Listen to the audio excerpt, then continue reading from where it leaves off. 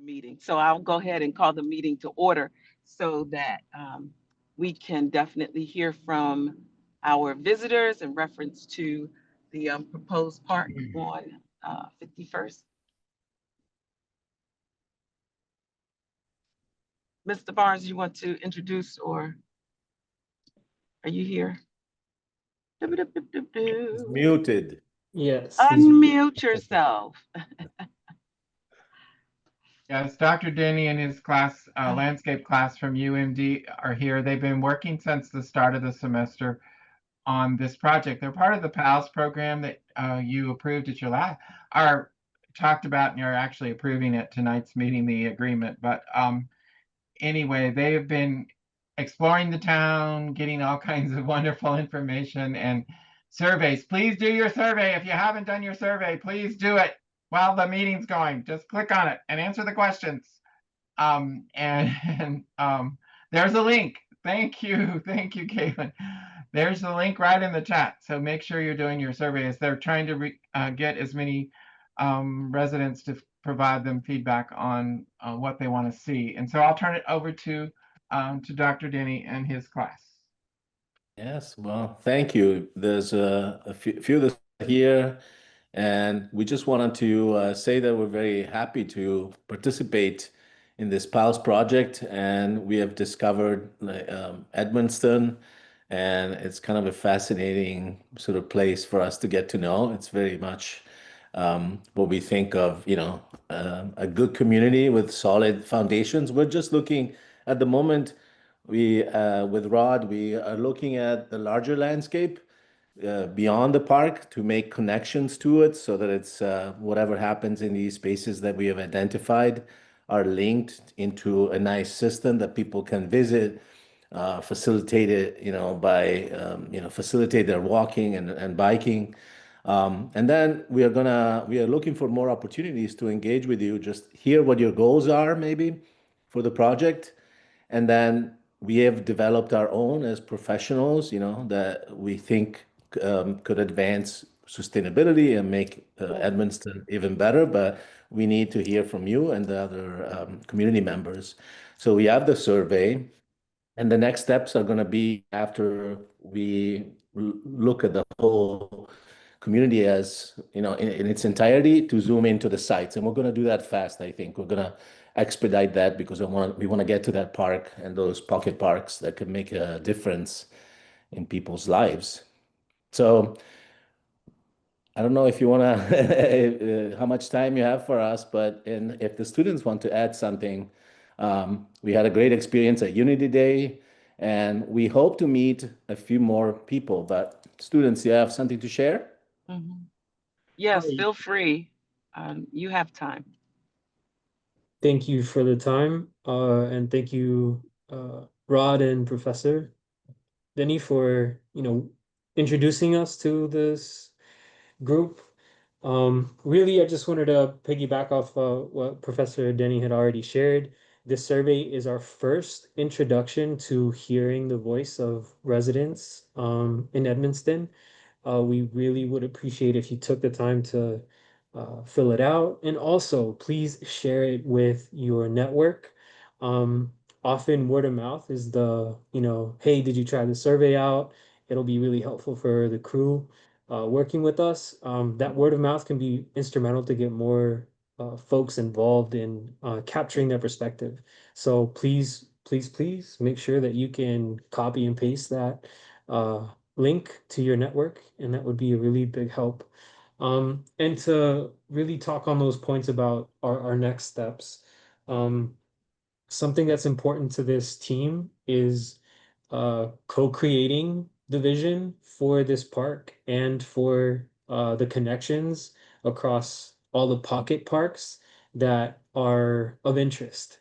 Our team is preparing for our presentation for you all on the 30th, and a part of what we like to do before the 30th is gather either a core group or a spontaneous group of individuals who can help us in that co-creation uh, uh, activity. And there's a couple of approaches that this activity can take.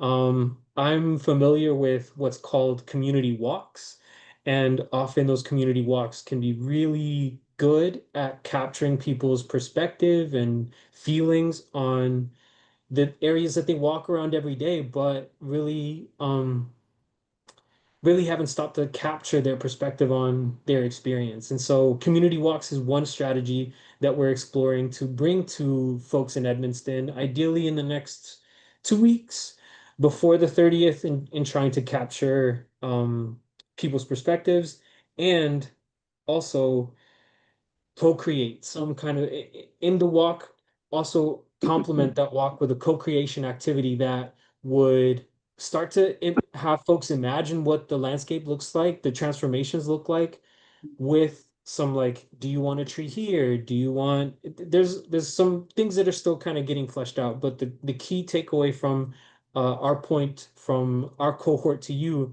is what are the best ways to engage community members in the coming weeks? What are some community members that you think would be great to specify in our work Mhm. to engage community members? Are we who are we missing? I think is something that is important for us as we're exploring this co-creation activity and this walking tour to get to know people's perspective. So I, yeah, wanted to leave it there. There may be more for my team, but I just wanted to kind of front load you all with some of the key things that we're looking at and are open to any input that you may have for us to take away as well. So thank you for the time. Mhm. Thank you. Anyone else? Thank you, Felix. And Mayor, I also agree with Felix. And please, council members and yourself, please let them know tonight, even if you have some ideas of features you'd like to see in the 51st and Decatur Park, they can get going on that. We do have coming up next Friday from 2 to 5 here at Town Hall, Hispanic Heritage event, along with honoring Coney Serrano, our wonderful council member that is leaving us at the end of November. And so that'll be another opportunity to interact with adults and children and students for them. But please give them some thoughts and ideas today. Mhm. Really quickly, thank you for mentioning that. I had planned in my schedule to attend this event, but I was wondering if there was a run of show that's already been developed. Because the timeline matters. I might need to break away for something else. I might not have to, but if I can fit it, I think that that could be a good opportunity to catch folks in conversation. And Yeah, if Felix, it's a come and go event, so 2 to 5. There's nothing, no set schedule. At some point, there'll be a set time to honor Council Member Serrano, but other than that, it's 2 to 5, come and go.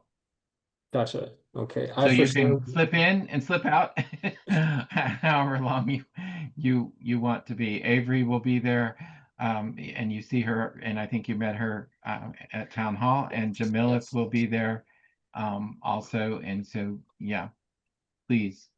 Wonderful. Thank you. We'll probably Actually, make remarks around 3 p.m. to allow folks a chance for the event to just take place for a moment. So about 3 is when we'll be speaking, most likely, and I during the got you. Yeah. that And session. I don't know if this is the Coney that I used to work with at Mary Center. It Coney? sure is. Hey, Felix. Coney, it's so good to see you. That's crazy. Hey, Off to bigger and better things, I hope. I mean, I will definitely make the time to catch you at this event and of course the community members.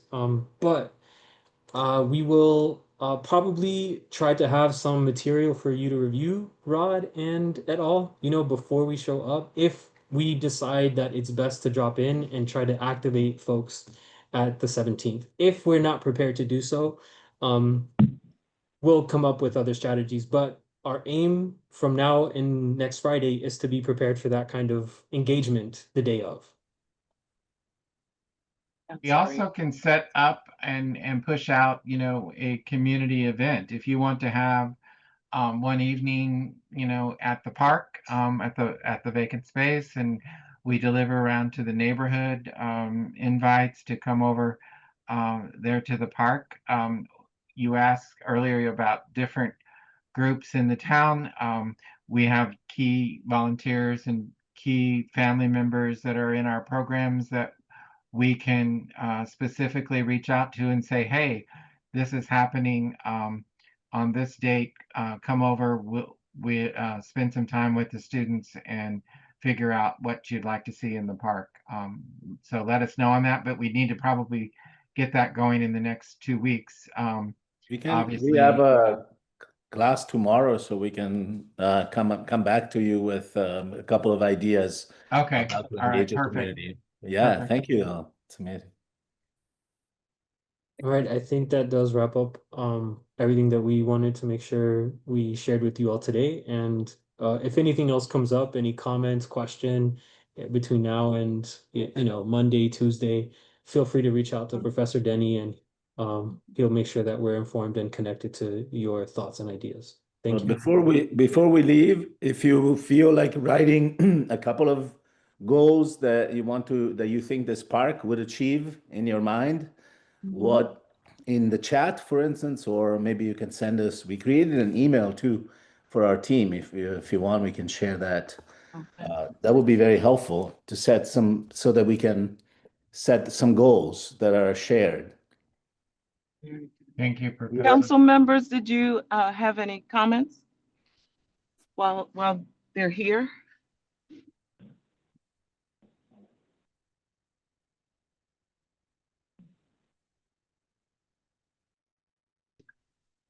I'm not great at filling out surveys, but I will definitely fill out the survey because I appreciate what you're doing. That's Thank for you. sure. Appreciate it. So thank you for filling us in and letting us know a bit about what you want to do and how you want to go about it. That's great. Right. Thank you, Dr. Danny. We don't want to keep you from your important business, so we can just chat back with Rod. And thank you again for the opportunity. I think it's great. Yeah, thank you all. I told the students this is like a place that is transforming us a little bit, and we want to be transformed by just engaging with you. It's not just a one-way relationship, it's a mutual transformation. So thank you so much. And it's been already. Thank you. Bye-bye. Take care. Take care. Thank you all. Have a good one. See All you later, right. Tony. Bye. Yeah.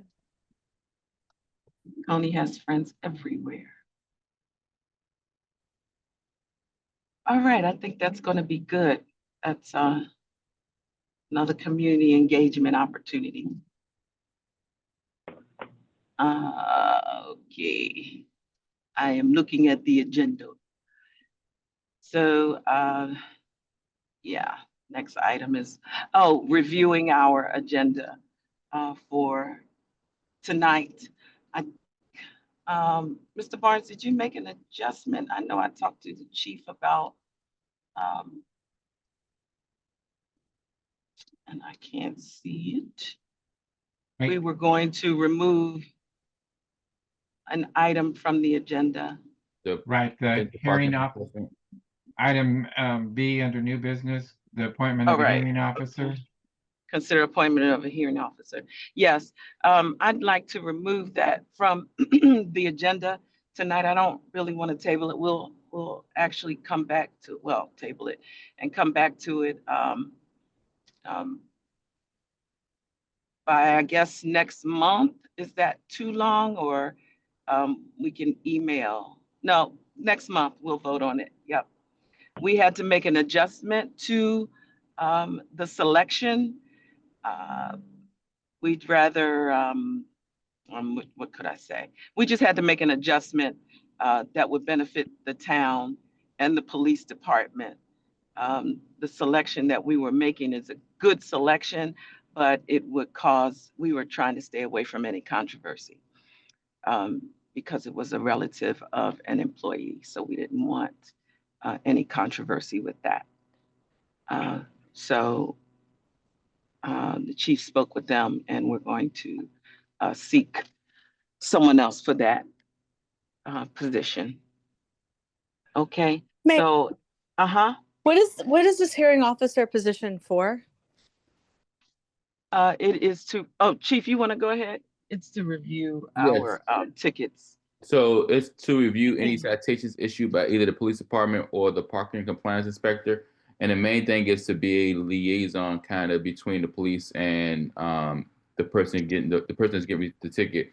So what will happen is the resident who gets a ticket will come to the public we call it a public parking officer, hearing officer, and they will, you know, express why they want to appeal it before it goes to court. So this isn't a court hearing. This isn't a it's most of an appeal process between the town and the violator. They will express why they think they need to have the ticket reduced.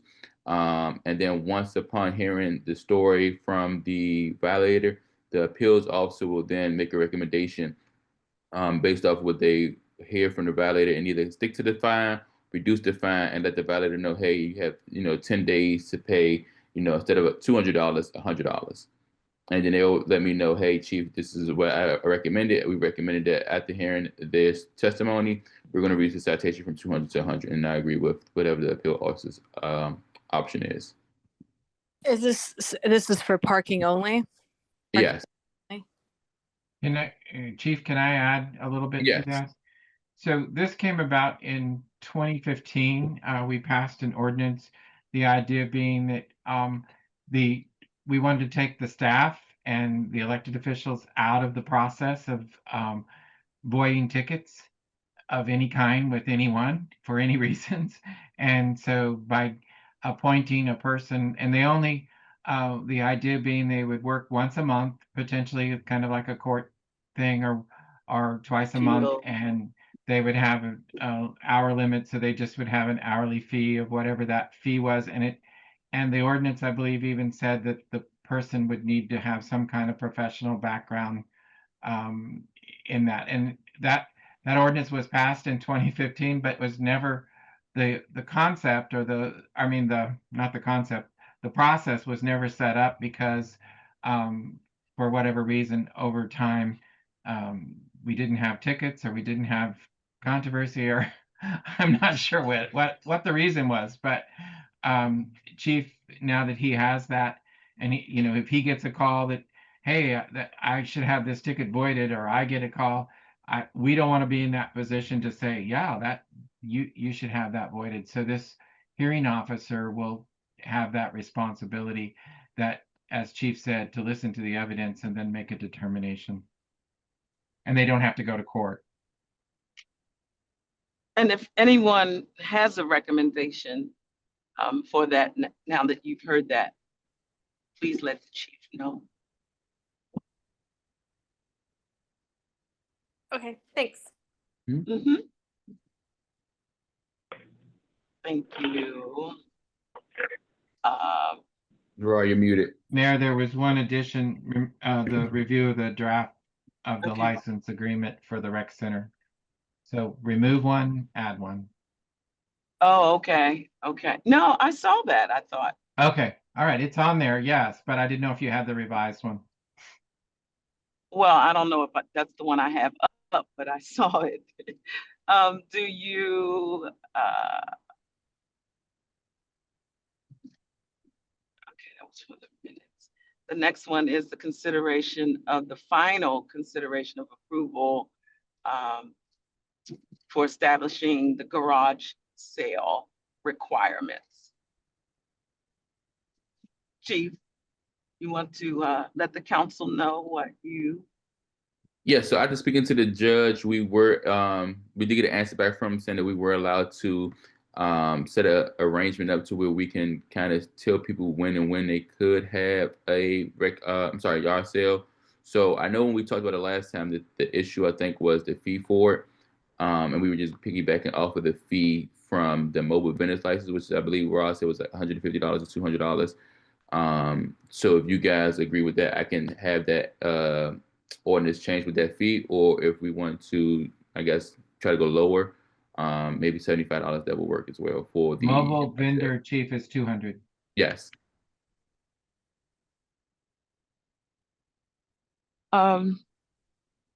Council, do you have So he's saying that after reviewing it with our attorney said that we were in line with the fee policy. If we would like to reduce it to 150 or even down to 700. Yeah, 75. Yeah, I'm yeah, sorry, let's reduce it down to 75. 700. I know, I take that. No way. And Chief, is that per month or per? So that's Yeah. only for the retail yard sale. That's basically if somebody was out here selling wholesale items. If it's a resident just trying to get rid of bulk trash, we'll do it free of charge. Because So again, it's that's only that each twice time. a month. Yeah, it's twice a month. They would just only thing is they would have to apply so that way we know that they're having a yard sale in the town. But again, if that's somebody who wants to sell wholesale items, as if they were actually a business out front of their yard, that's when that mobile vendor license would take place. I think Go ahead, Ms. I'll say for a resident to have a normal get rid of their trash sale, I don't see why they need to come down town hall to get a permit. It's because it's a no cost permit. And I'm really not, I don't think we should say you can only have it twice a month. But for the retail, I think we should leave it at $200. It should have a set time that they can do it, you know, on that Saturday or that Sunday. And so the only reason we would create one for the residents was so that it could help us identify whether or not there's somebody doing a retail yard sale or actually trying to get rid of trash or junk in their house type of sale.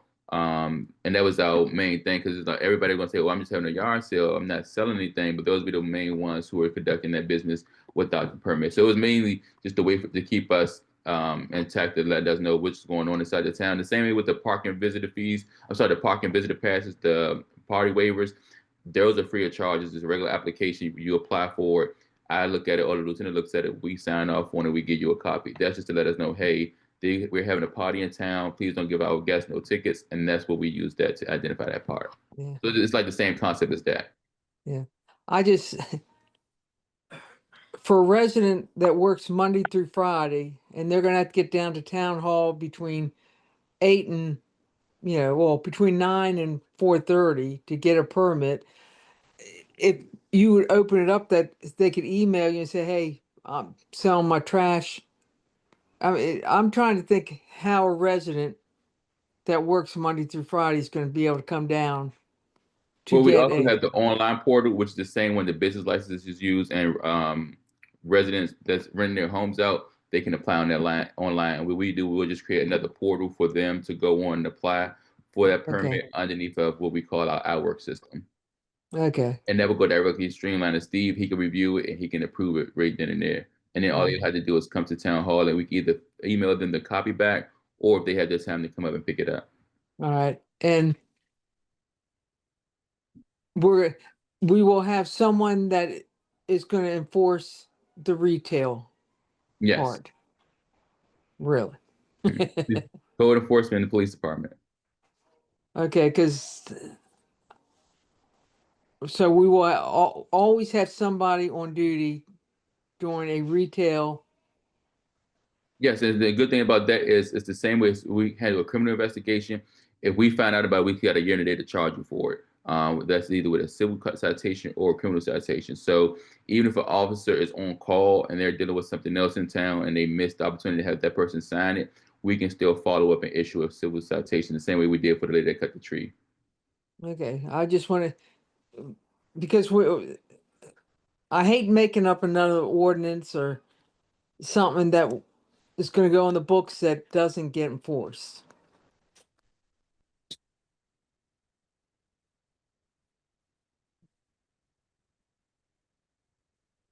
Yeah, I think that's the great thing about them having to come to the town hall. Yeah, but Tracy, think about it. If you're going to have a yard sale at your house, are you going to be able to get down to town hall to do it? I'd go online, I'd make a phone call. I would make sure that I informed them ahead Okay, of well, time. Yes, as long as they're able to do it online or make a phone call. And I think we gotta be really clear and tell people you can go online, here's the link, or you can make a call. Yes, what I'll have Jamila do is once everything is set in stone and finalized, we will have her post it on social media and in constant contact the different ways that you can apply for that permit.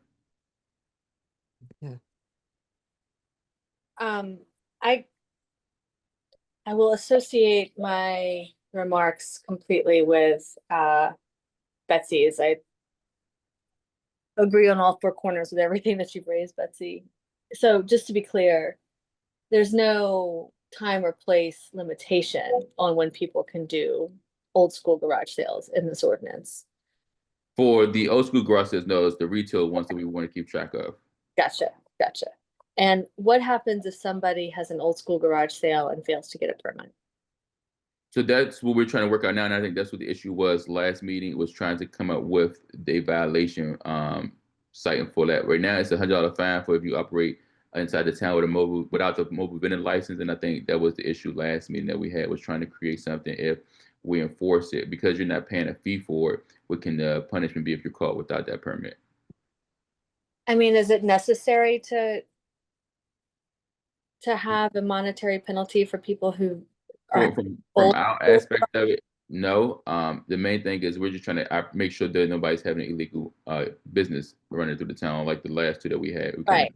So But I've got if the officers get on scene or code enforcement get on scene and can determine that it's a basically somebody an actual old school garage sale, we won't enforce that.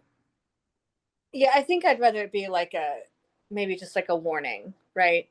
That like if you fail to get it the first time, it's a warning. If you fail to get it the second time, it's $50 or something like that for the old school garage sales. The pure, just somebody who didn't know, right? Because there's going to be people who do this just because they don't know. We only have like 150 people who follow us on social media, and we've got like 1,300 people in the town. So, I'm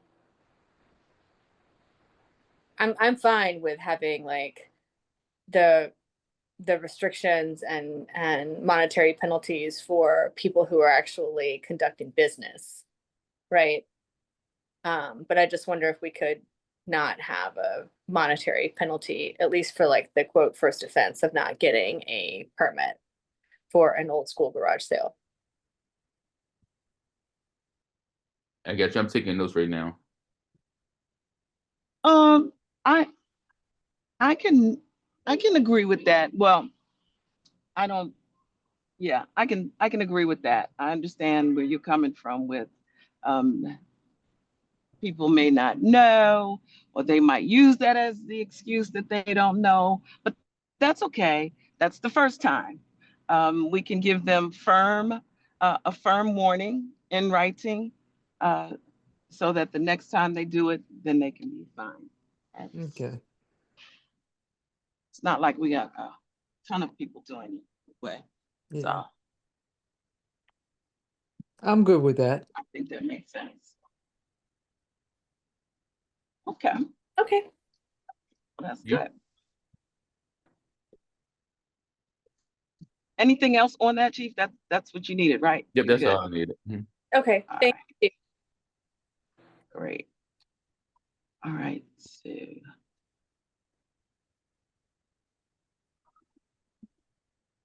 trying to shift to the next item, which is parking your mobile home or travel trailer in the driveway. We're going to have the final consideration tonight. Was it any adjustments? Yeah, there were adjustments to that. No, I don't believe so, Mayor.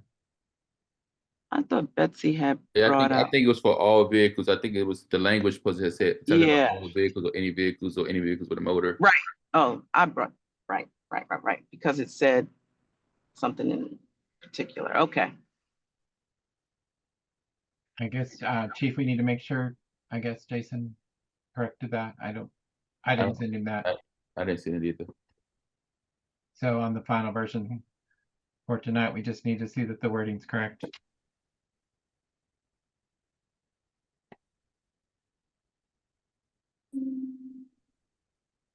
And the next item is the consideration. It'll be the final consideration. The town's visitors pass requirement. Chief, that you again? And so for that one, we reduced the fine to $75. If you lose the parking pass, and that's the same process. If you lose it, you would contact the local police, whether it's Edmonston or Prince George's County, get case numbers, and then come to town hall and get that pay the $75 to get it replaced for you for the town visitor parking pass, which is the hard copy now. Any questions on that? Any questions? Sounds good. They like the reduction. All right. Did I skip anything before I move on to the new business? No, ma'am. Yeah, the pilot No? program. Oh, well, yeah, the PALS agreement, but that's was we discussed last We time. took that first. Okay. Yeah, PALS agreement with the University of Maryland, the individuals that were here. And we would have to contribute $10,000 towards that program.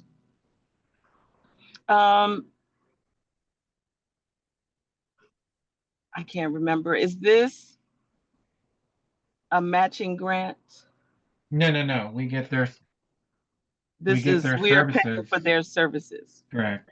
right? And it's multiple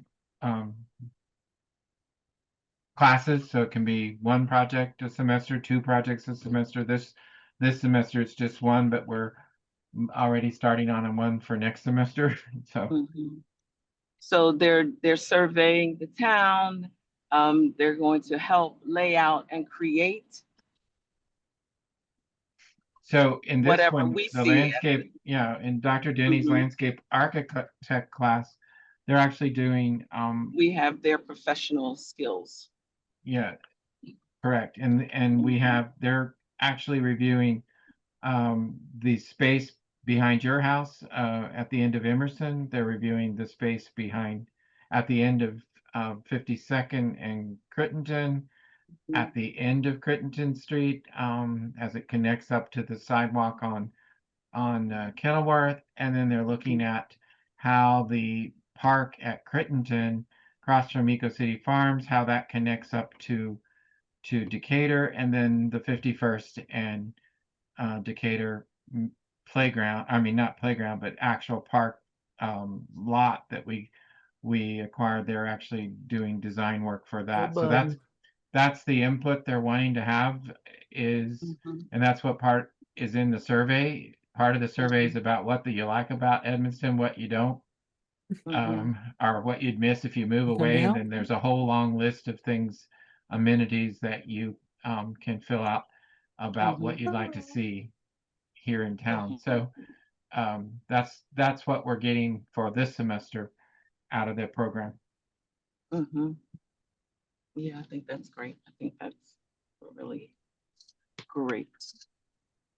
Did anyone have, while we're here together, do you have any thoughts about the playground there? I know I do, but I want to hear if you have any thoughts about that open space, that park area. I don't want to say playground because, yeah, I don't want to say playground. All right, no, so we're gonna let them be creative. All right, good. So we have new business, which is, I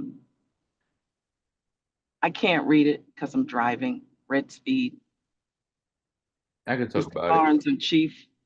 So with the new ordinance that had to get passed October 1st, the state actually changed its new speeding law for the officer. So I'm sorry, Sergeant Kemp, who was hit by a vehicle early this year, late last year. with both his legs amputated. They created a new stricter law for reckless driving, which changed the law for speed cameras. So after October 1st of this year, the new tier structure for anything speed camera related will be as followed. So again, if you go above the 12 or 15 mile per hour in the zone, it's $40 an hour. $40 an hour. I'm sorry, $40.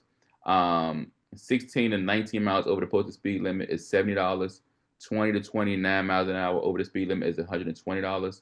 30 to 39 miles an hour will be $230, and anything 40 miles and over will be $425, based off of your speed in that posted zone.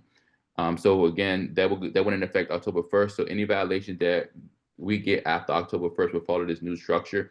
So we had to change our ordinance to be in accordance with the new law that was set October 1st. So all agencies statewide that have a speed monitoring camera will have to adjust to this new tier. Any questions for that? Nope. Ouch. And that is all we had. We just had to change our ordinance to update the new fee structure tier. Meet it. Okay. Yeah, we removed that, ticket violations. Review of the first quarter FY 25-26 annual budget. Mr. Barnes.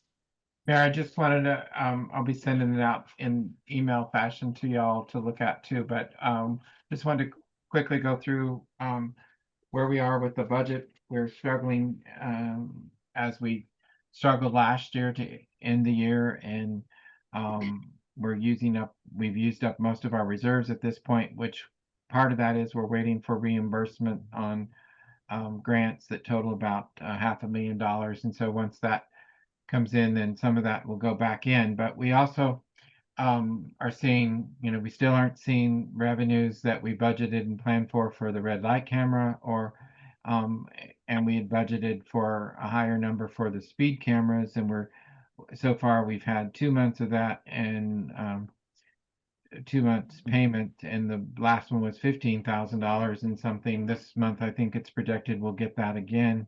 We need to hit about 25,000 if we're going to hit our budget target. So we're going at this beginning fiscal year slowly, and making sure that Chief, that's why he has 2 vacancies.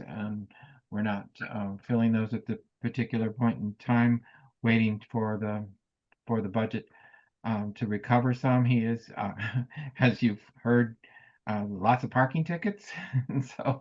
And you've probably heard from some folks, which is good, because ultimately we're hopefully changing habits, and people will realize that, doing parking in the appropriate spaces is what's expected here in our town. So I'm really happy that is going. But right now, I'd like to see more revenue coming in. I don't want to say that through the tickets, because that's a negative revenue source, but we'll be exploring as we continue to go forward for next year's budget prep. I really believe 15 years without a tax increase has finally hit us, and we're going to have to look at raising taxes next year for sure. Rod, can you send like the side-by-side budget? And Yeah, that's what I'll be sending out. I just didn't get it out to you before this. I was at a conference this week, and I planned to do it Monday and Tuesday, and I just didn't get it accomplished. But no, that's great. I'm glad you're bringing this up, and I think that it's good governance for us to be reviewing this on at least a quarterly basis. Absolutely. Yeah. Absolutely. Thank you. Yes, absolutely. Because this isn't something you need to feel like you're shouldering. You're the administrator. We're the decision makers, and we need to be watching over like what's coming in and what's coming out with respect to the reserve. Right. Can you maybe just share with us what was in the reserve at the beginning of the budget year, and then where it is now, and what we anticipate would replenish it, and to what degree? Right. Yeah, it was at 756,000 originally, and then as of today, it's at 50,000, and Okay. we have about $500,000 coming back in grant reimbursements over the next 2 months, 3 months, which will go into there. But the cash on hand, our cash balance is even low too, as it isn't growing as fast as we'd hoped it would be at this point in time. But we're confident that it's going to start growing more and more going forward with the speed cameras and the red light camera getting installed. But that's where it stands today. Okay, so with the grants though, like say that again about what we expect is going to be coming in. About $500,000. Okay. Mhm. So it's still, so we've taken $706,000 from it. Right. In that's like less than 6 months that we've done that, right? Correct.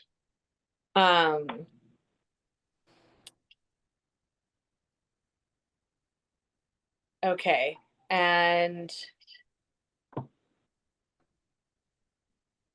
so then and we'll put all of those grant reimbursements for that total $500,000 back into it.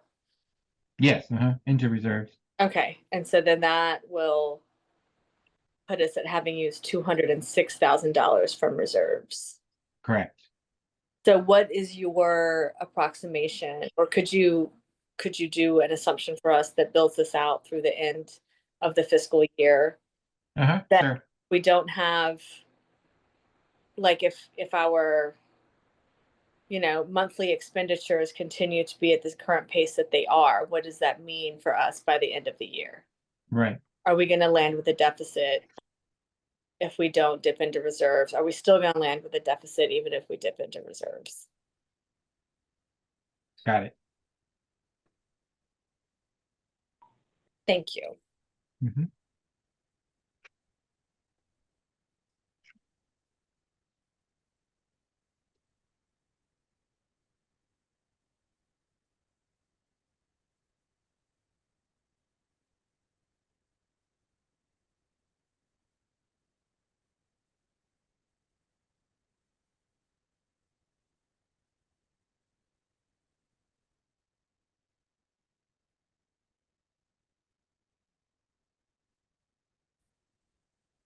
Oh, I'm not sure if maybe the mayor stepped away, but the next item is National Night Out and Trunk or Treat, Chief.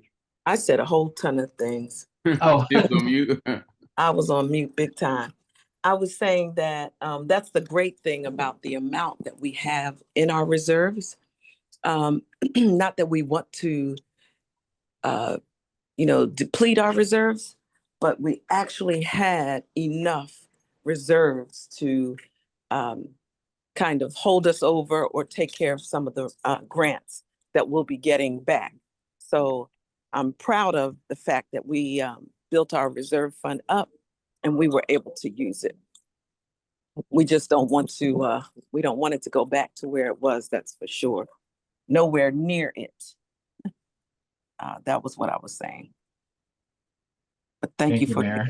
No, you're right, Tracy. And I should say that, like, I'm really. Oh, no. I appreciate your request, but yeah. Yeah. I'm thinking about, like, if we're now relying on our reserves to actually be able to cover our yearly budget, then that is not a good situation. And right.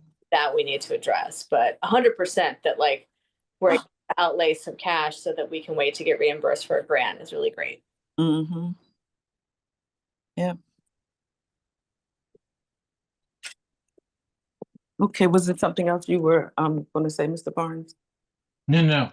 I just was saying, yeah, I will get the projection for the rest of the year. I also do provide out the quarterly budget report.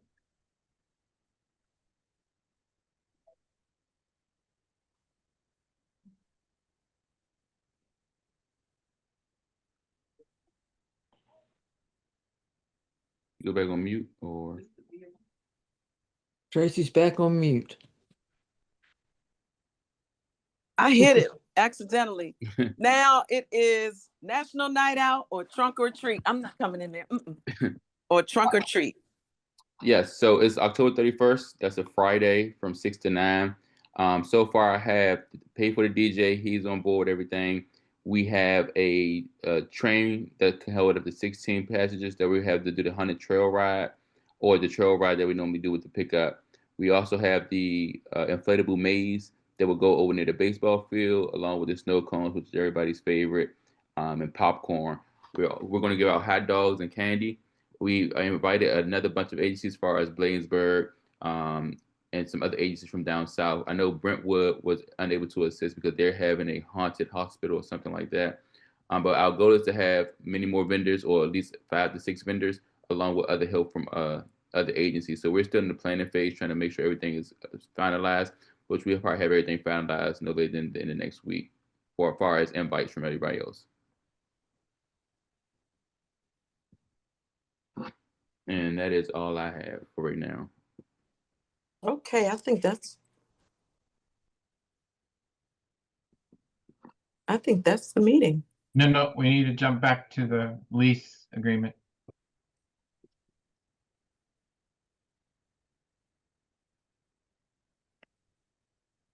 On the rec center. Oh. Oh, yeah, that was what wasn't on there. I thought it was on there. Right. Okay. Yeah, and I'll just be brief. I sent this out today, so I didn't expect you to review it and have a lot of questions tonight. So hopefully at the next month's meeting, we will be able to do this. If you know, remember the mayor and I have been negotiating, well, mostly the mayor for a while because they kicked me out, but then they brought me back, and she and I have been negotiating with Park and Planning on the use of the rec center. So they came back with a new concept, which is a license agreement. And the license agreement would be for 3 years. We would pay them $5,000 a year for the license. And then it is potential to renew for 2 years, 2 1-year terms after the 3 years expiration. We would be able to continue to use it and control it for what we use it for. So our training, our events, our rental, we have to follow obviously their regulations, which we've adjusted to do. We don't allow alcohol, and we charge the same fee for everybody using it, versus having a different fee for local residents. It will, we cannot charge the public for Wi-Fi, for instance. We have to follow their rules, as I said. Can't violate the occupancy. They'll take over as part of their activity, inspecting it once a year, and they will handle the air conditioning, heating, flooring, windows, anything that needs to be taken care of from that standpoint. And I think it says building fixtures, electrical, plumbing, HVAC, utilities, and roofing systems, that they'll be responsible for.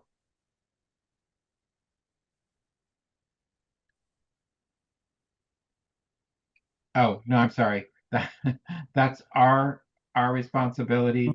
Custodial, trash service, consumables, cleaning supplies, pest control, which we already do all of those things currently for that, and routine repair of all the fixtures is that they'll be responsible for replacement and upgrade of anything that would need to be done in that regard. So I don't want to speak for the mayor, but I believe that this is a great win-win for everybody to come out of not having it available to us at all to having it for the next potentially 5 years as they determine what they want to do with the building into the future. Yes, I consider it a win as well. I'm just a tad disappointed that we have to pay fee because we are handling most of it as we were before.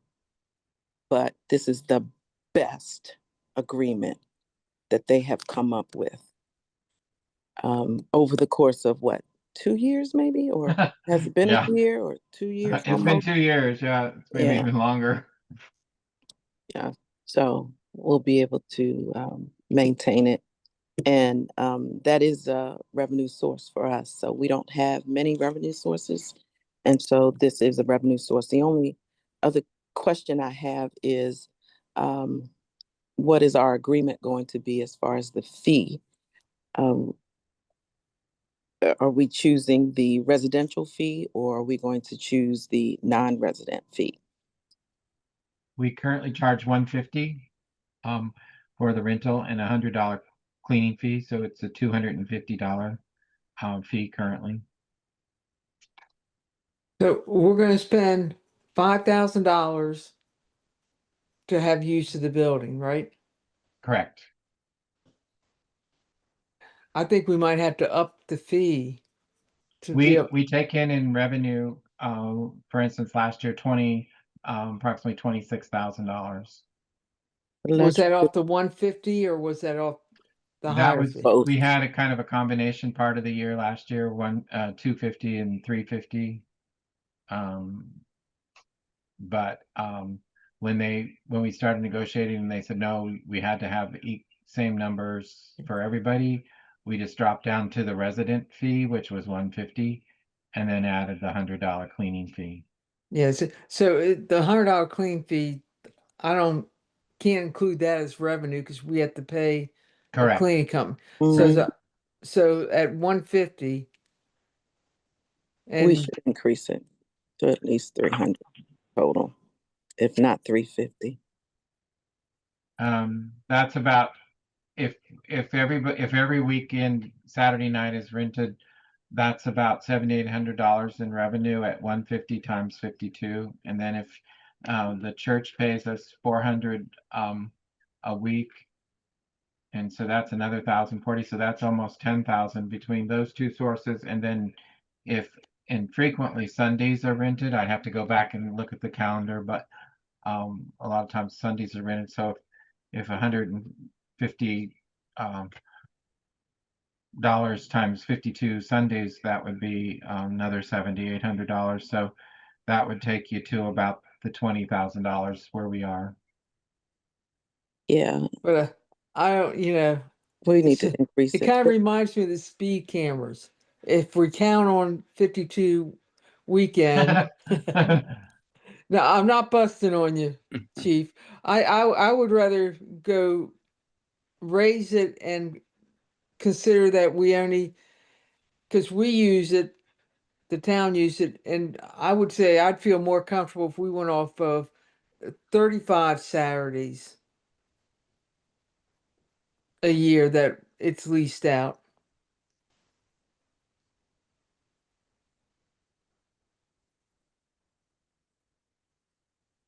So, what's your proposed flat fee, including everything, Miss Betsy? Well, if we went, I'm saying if $200 and we did it for 35 Saturdays, and I'm not adding the cleaning fee, that's $7,000. So that would cover our $5,000 that we had to pay. What was the non-resident fee? Well, Two. originally it was 150 and 250. So 250. Okay, I don't think we need to be below 250. The thing is, I'm looking at Mayor. I'm looking at Mhm. Online at Parks and Planning Mhm. fees Mhm. for a multi-purpose room that holds 60 people. They charge $120. For a resident oh, they don't have the difference anymore. They do. They do have actually yeah, non-resident, but it's non-resident for them is outside of Montgomery or Prince George's County. yeah, they have a resident and non-resident fee. It's 120 and 156. Do you don't think anybody is gonna rent the rec center for $350 Oh no, I think we'll rent it all the time. Absolutely. for $350? Yes. They get it Yeah. almost all day. You I, can't go anywhere and get that. I'll go back and I'll come at our next work session. I'll give you the breakdown between resident and rental. I mean, non-rental and what we collected in fees. I had to do that for park and planning, so it's just easy to update it. I would say no less than $200 plus $100 cleaning fee. So your flat rate is 300. Yeah, Yeah. I agree. You know, now I can't say that this is documented or anything like that, but in this area, it's either Comer Manor or Edmonston and possibly Bladensburg when people are looking for an event space in this area. Comer Manor, of course, if you're having something larger, but their fees are high. They go by the hour.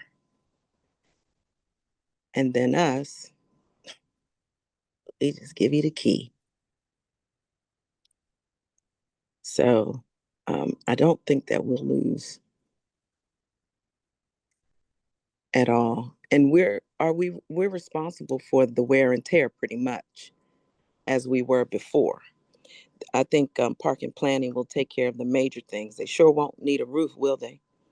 No, it's got a new roof. Mm-hmm. So So I guess, Rod, also if you could put in there when you're looking at the fees and all that we've charged over the past year, how much repairs have Yeah, we? yeah, I can do that. I did that too. Okay. I gave them a very long we list. have that, yeah.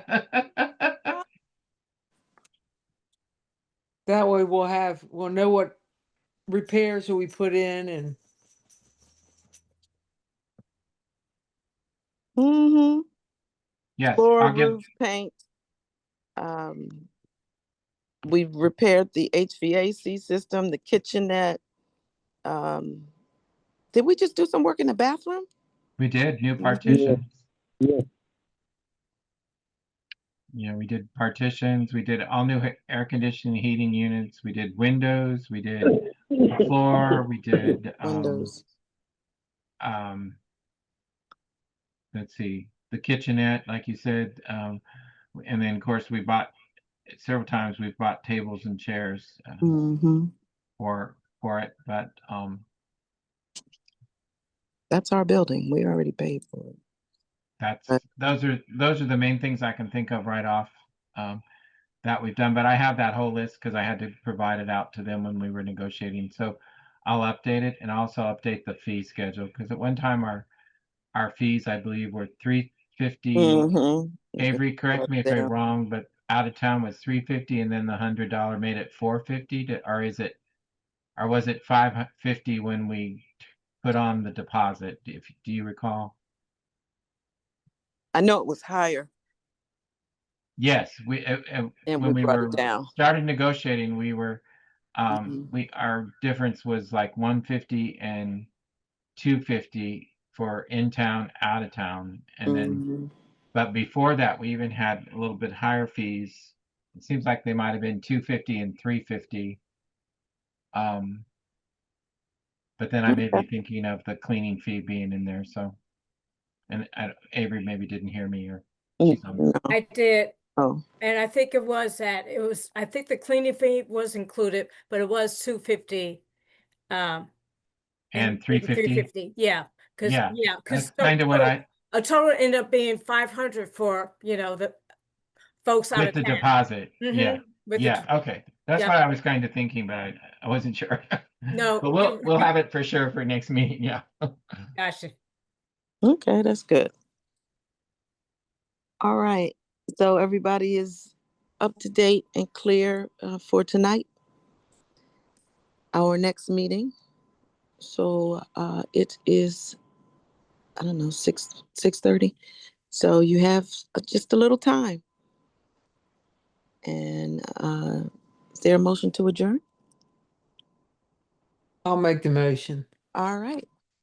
I'll see you at, this meeting is adjourned. I'll see you at 7 o'clock. Okay, thank you. Thank you. Great. Yep. Yes. Go home.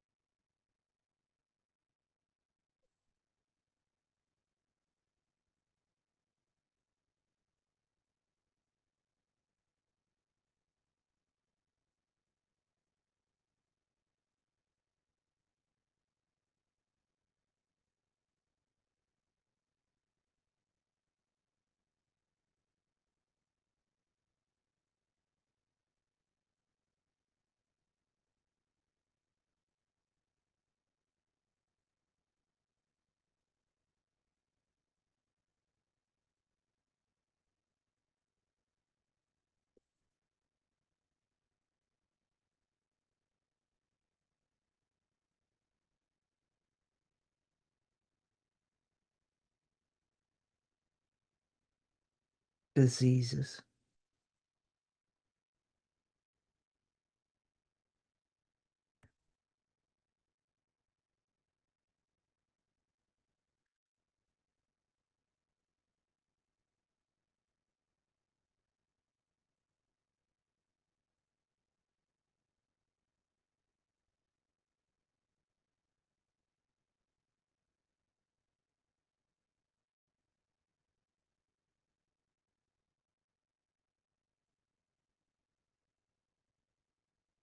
Feces and urination.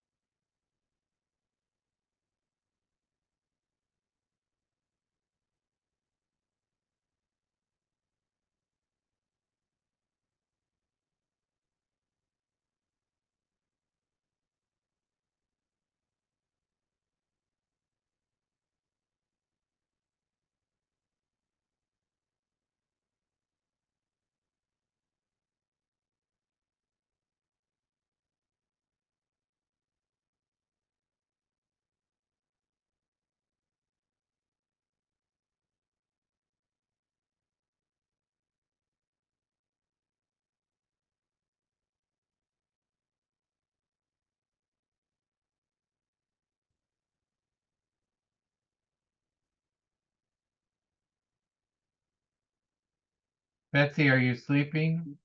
No, I'm filling out the Oh, little the survey. Good, Yeah. good, good. I won't bother you. Okay. This is called a vintage steampunk. I figured if I did that now, I wouldn't forget. I appreciate it. Well, that's green. No, I know, but I ordered black. Oh. Actually, I thought I ordered. I thought I ordered.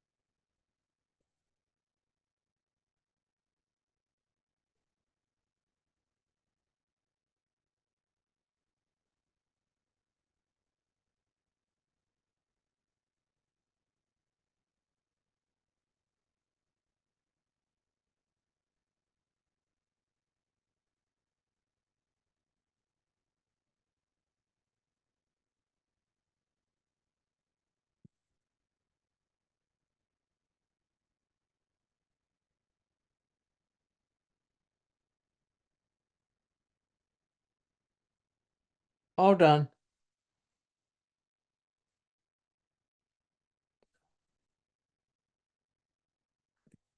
Good. I filled it out like if I lived here.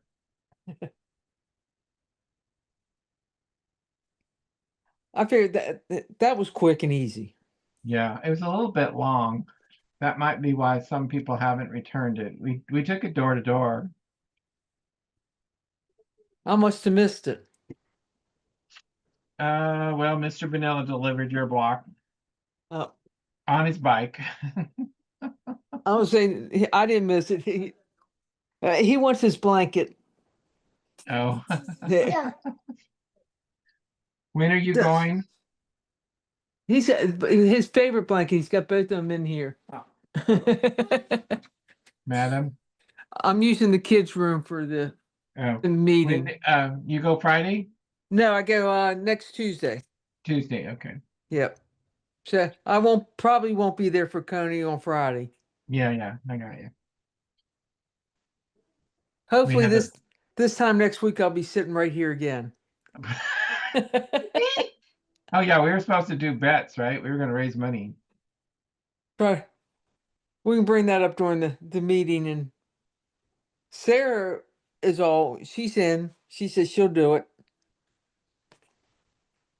Betsy wants to bet on how long they'll keep her in the hospital. They told her at 5 days. What's she doing? She's having her intestines. Is The- it your intestines? My right colon removed. There we go. Oh, I'm making my donation to the hospital. Precautionary So, action. there doesn't appear to be a Wiz costume. Dorothy isn't the lead actress in The Wiz Dorothy? It was Queen Latifah, but I don't remember what she was. Well, no, I mean, but isn't the story The Wizard of Oz? Only it's, I don't know. So we were in Easton. Have you been in Easton, Maryland? yes. It's beautiful. Yeah, I have a nephew. He and his wife and their kids live in Easton. Wow, it's like beautiful. Yeah, it's really nice. The Main Street program was all downtown. Michelle wants to see if we could turn Main Street, create a Main Street community by doing 450 in Bladensburg Road and Colmore and Cottage City, and then Kenilworth for us. And Main Street, they give you assistance, technical support, grants potentially, not a lot of grants, but some. And so I don't know. It's a stretch for us in Kenilworth because that from 450. Oh, save that and show that to her. She may love that. It's there's not a lot of business between. Is there? There's the storage. There's Lucian. There's the strip mall, and then yeah, there's mostly. I mean, it's possible. I kind of agree with you. It's going to be a stretch. Yeah, I do too. I don't think you can get a Main Street out of that, but we'll see. No. I think Main Street for Bladensburg and Cottage City and Colmar Manor, Yeah. absolutely, they have it. I mean, you Well, come down Annapolis Road yeah, into 450, and yeah, that's a great. that's an area that could really get worked on and improved upon. Because somebody's taken over that church. Looks like it's a Hispanic church. I love that church because when you're coming down 202 and you come up to there, it looks like something right out of the movie The Patriot. Yeah, no, that's always been a great location for a church, and They Bladensburg annexed the Playhouse. did they? Mm-hmm. And then they annexed Waterfront Park too. Okay, but they haven't gone down to Capitol Plaza yet, to Walmart. No, I don't think they're going to. I think that got controversial. Okay, They're only doing non-controversial. They're coming down Edmonston Road with us. They're going to do one side of Edmonston Road while we do the other side. Okay, And then we're going to split the road in half. yeah. I kind of figured they would still go Yeah, after I believe. Walmart after they lost Chevrolet. Yeah, I thought so too. Because And that would they- actually get them a lot of valuation. Yeah, and they do a lot up there because they do Starbucks, Mm-hmm. have coffee with the cops. Mm-hmm.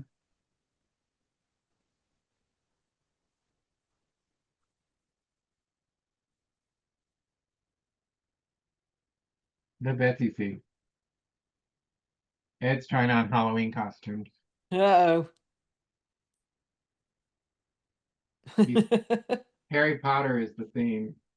Yeah, I've noticed a lot of Harry Potter this year. Well, we have that's the car that was assigned to us, and somehow we got Harry Potter. I'm not sure. All right.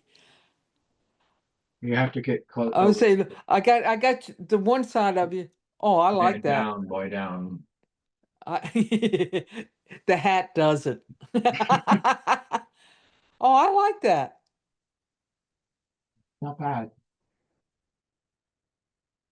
Very Yeah, nice. This has things to find. It's got Velcro. Yeah.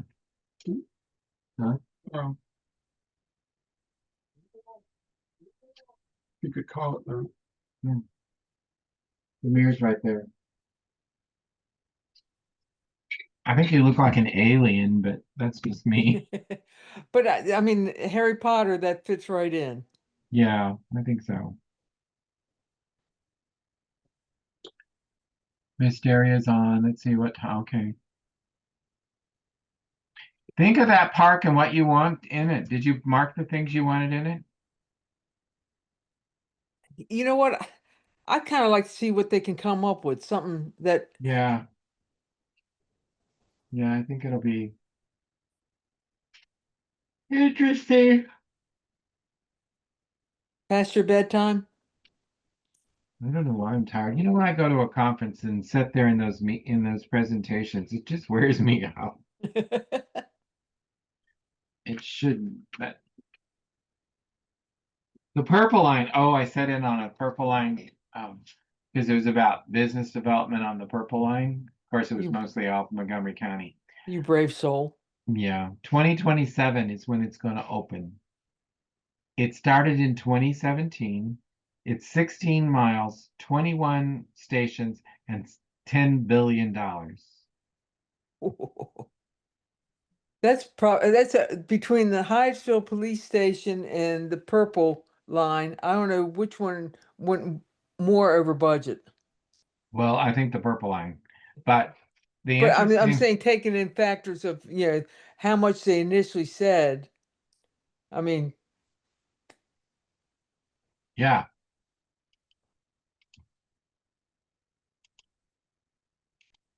But it just kills me that it's 2027 still, and it started in 2017. I didn't realize it. I mean, it seemed like it's been going on forever, but that's a long time. well, I think the biggest shutdown is when they ran out of money. Well, that contractor cheated them. Yep. I They, think they gave him a COVID. $10 million change order Yeah. or overreach. Yep. They hit COVID and that over and the contractor.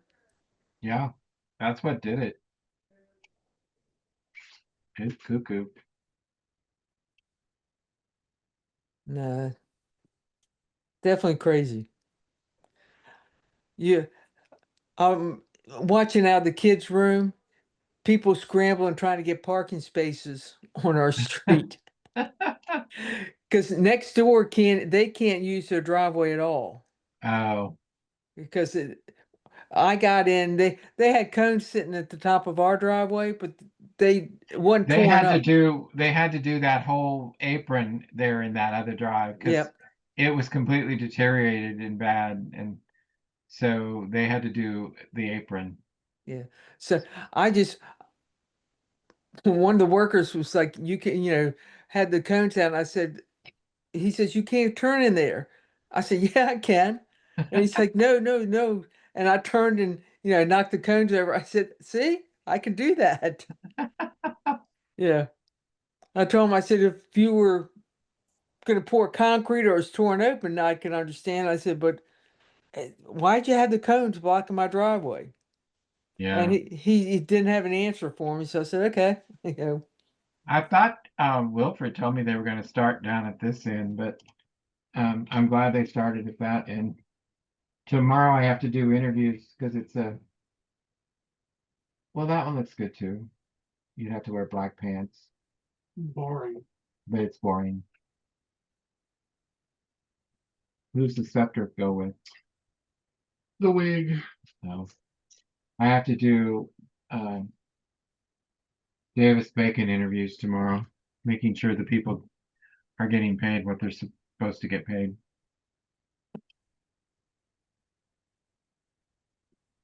Oh man. I hope Jamila's here because I need her to go with me because most of the guys are going to be Hispanic. Yeah, you definitely want to make sure you got her with you.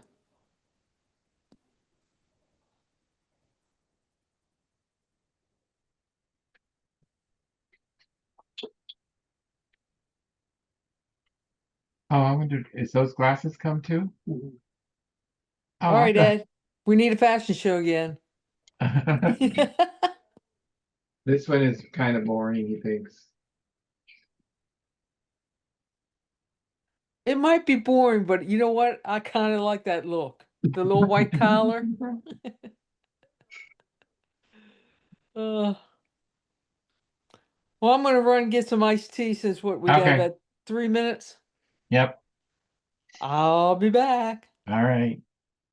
Avery, Ed's trying on costumes. You did. Who's trying on the costume?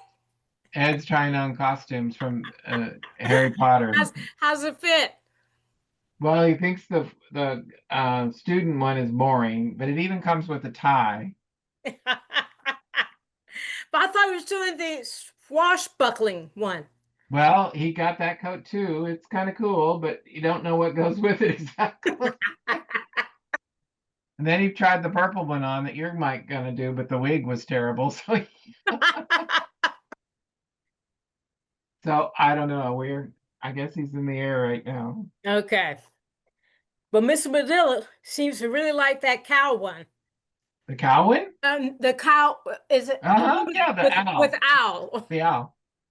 Oh, that probably does stink. Some Well, it's animals. extra large. Mr. Vanilla is a small and extra small, maybe even. But it was a woman. You want to know if he could get a smaller one. He would wear that if he had the right size. Well, we probably can get a small one. Yeah, Send that probably. one back. Yeah. Yeah. Yeah. He likes it. Okay. Well, that's cool. How's your conference go?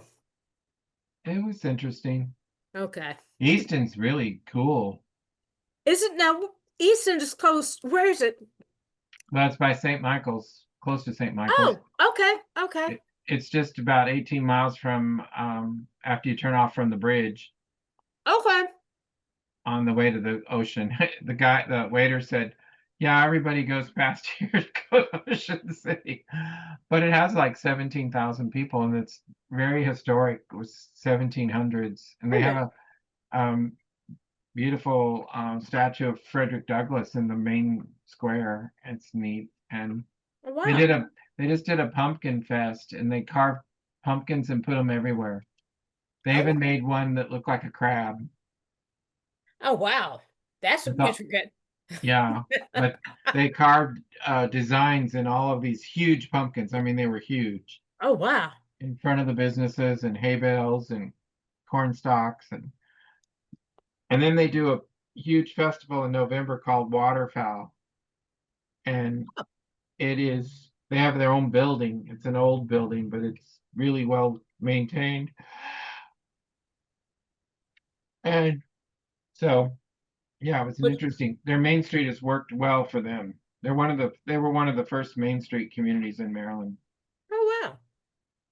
Then we heard from the Purple Line. Silver Springs is trying to be a Main Street community, and they were sharing all of their awards that they've won. Okay. Best place to live, best place to raise a family, best place this. They had a whole screen full. Yeah, I don't know if it's like that now. But it was. They think it is. But they gave some good social media stuff, tips. The Coney's Flyers got the wrong month on it. I don't think we've sent it out yet, though, have we? No. Yeah. It's got September. What size does Mr. Vanilla need? Small, Mr. Vanilla, small. Yeah, he said he needed small. Okay. He'll reorder. But it's like small women's, right? He's small though. He is. Good Lord. Anybody else on this call?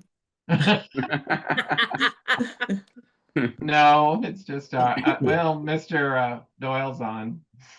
Hello, Mr. Doyle. All right. How's your wife doing? Mr. Doyle? Oh, he might not. Is he muted? I don't think so. Oh, yes, he is. Go.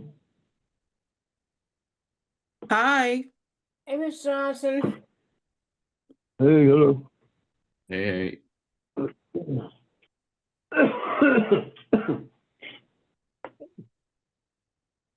All right. Well, I'd like to call this meeting to order. If we all could pledge the flag.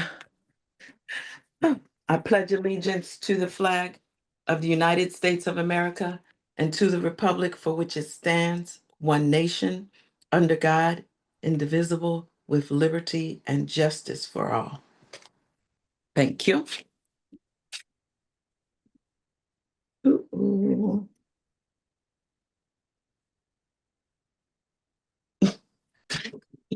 Thank you. And then also we take time for a moment of silence, respectively. Let's pause for a moment of silence. Thank you.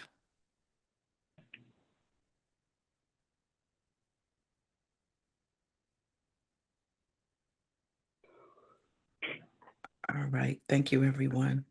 Welcome to our town council meeting, the regular town council meeting for the town of Edmonston. We have tonight Miss Avery, our town clerk, Mr. Barnes, our town administrator, our police chief, Mr. Beal, our council member, Betsy McCulley, council member Serrano, council member Johnson. We also have Miss Faison here as well, and our attorney, Jason Deloach. Welcome, everyone. Is there any public comment?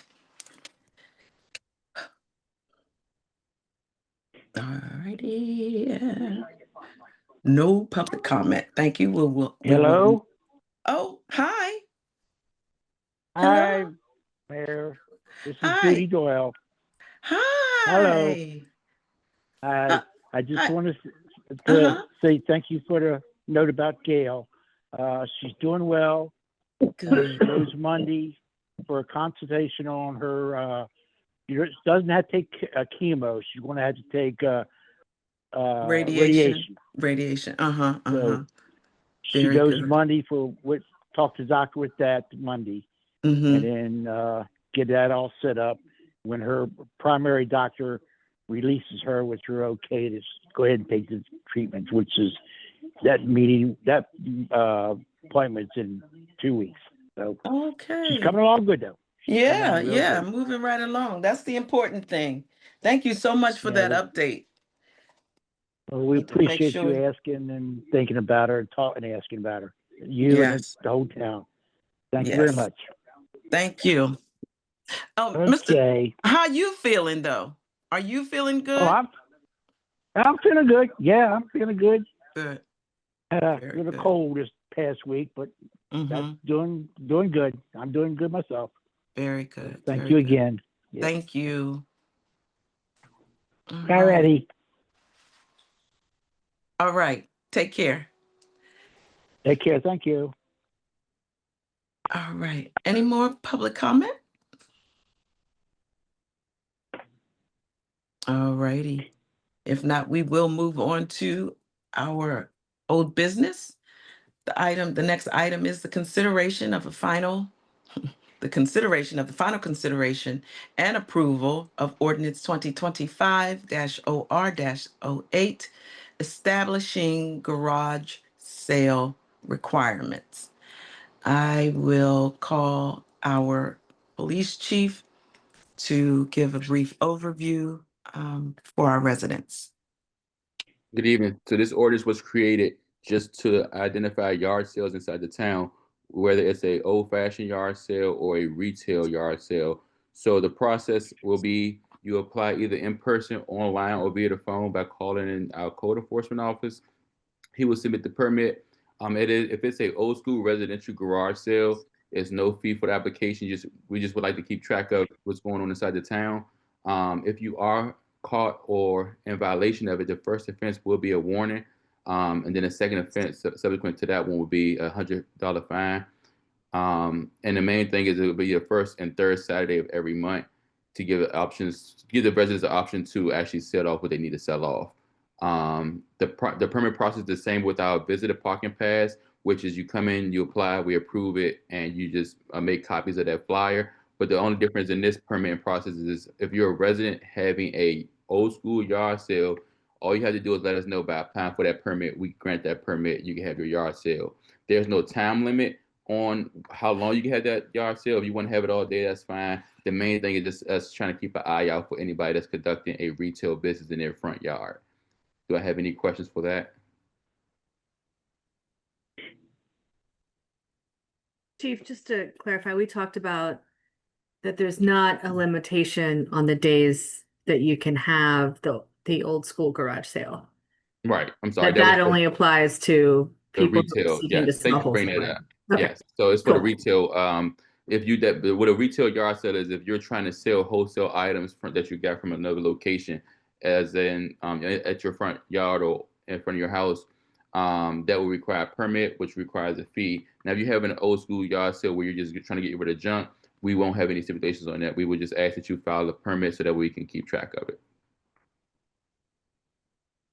Yes. Thank you, Sarah. Thank you, Chief. I need to go back on the agenda.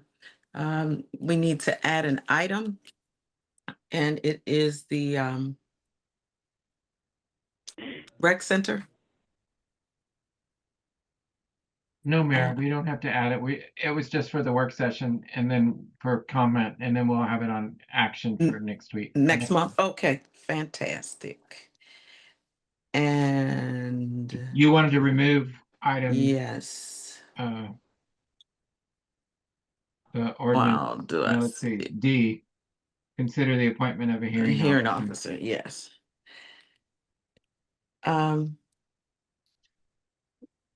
We need to remove the consideration appointment of a hearing officer for parking ticket violations, to move it, well, for more consideration. Is there a motion to move this item from our agenda tonight? I'll make the motion. I'll second. And then after reviewing the agenda and removing, I guess I could have done all of that at once. Can you, well, let me just ask for another motion. Is there a motion to approve tonight's agenda?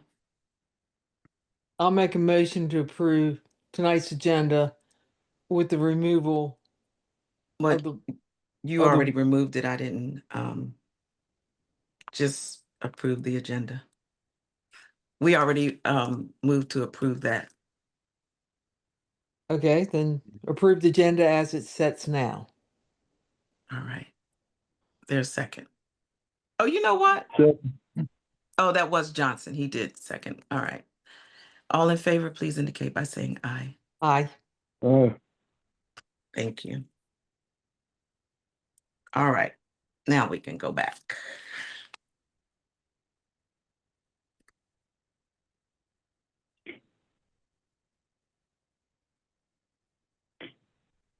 And my computer is not moving. All right. The next item is the consideration of consideration and approval of ordinance 2025-OR-7, amending and prohibiting parking a mobile home, travel trailer, and other motor vehicles in driveways, lots, or streets, to include prohibiting living in the trailer. Chief Beal, did you want to expound on that? Did you check to see if, I know we were supposed to check to see if all of that was included in the ordinance, the adjustment was made? The adjustment was not made for the add all vehicles. We were trying to come up with whether you guys wanted all vehicles, motor vehicles. So that was something we had to send out to Jason to add in there to determine which language you wanted to use for that. Okay, so I know one person said vehicles, or some people said cars, or somebody said anything with a motor. Just to add, we just wanted to clarify what we wanted in the ordinance. Judge Deloach, yeah, the idea was, I think boats came up that are in backyards that have motors, right. cars, and we didn't know how to word it in the proposed changes, that it included all encompassing. Vehicles, whether they're operating vehicles or not. Correct.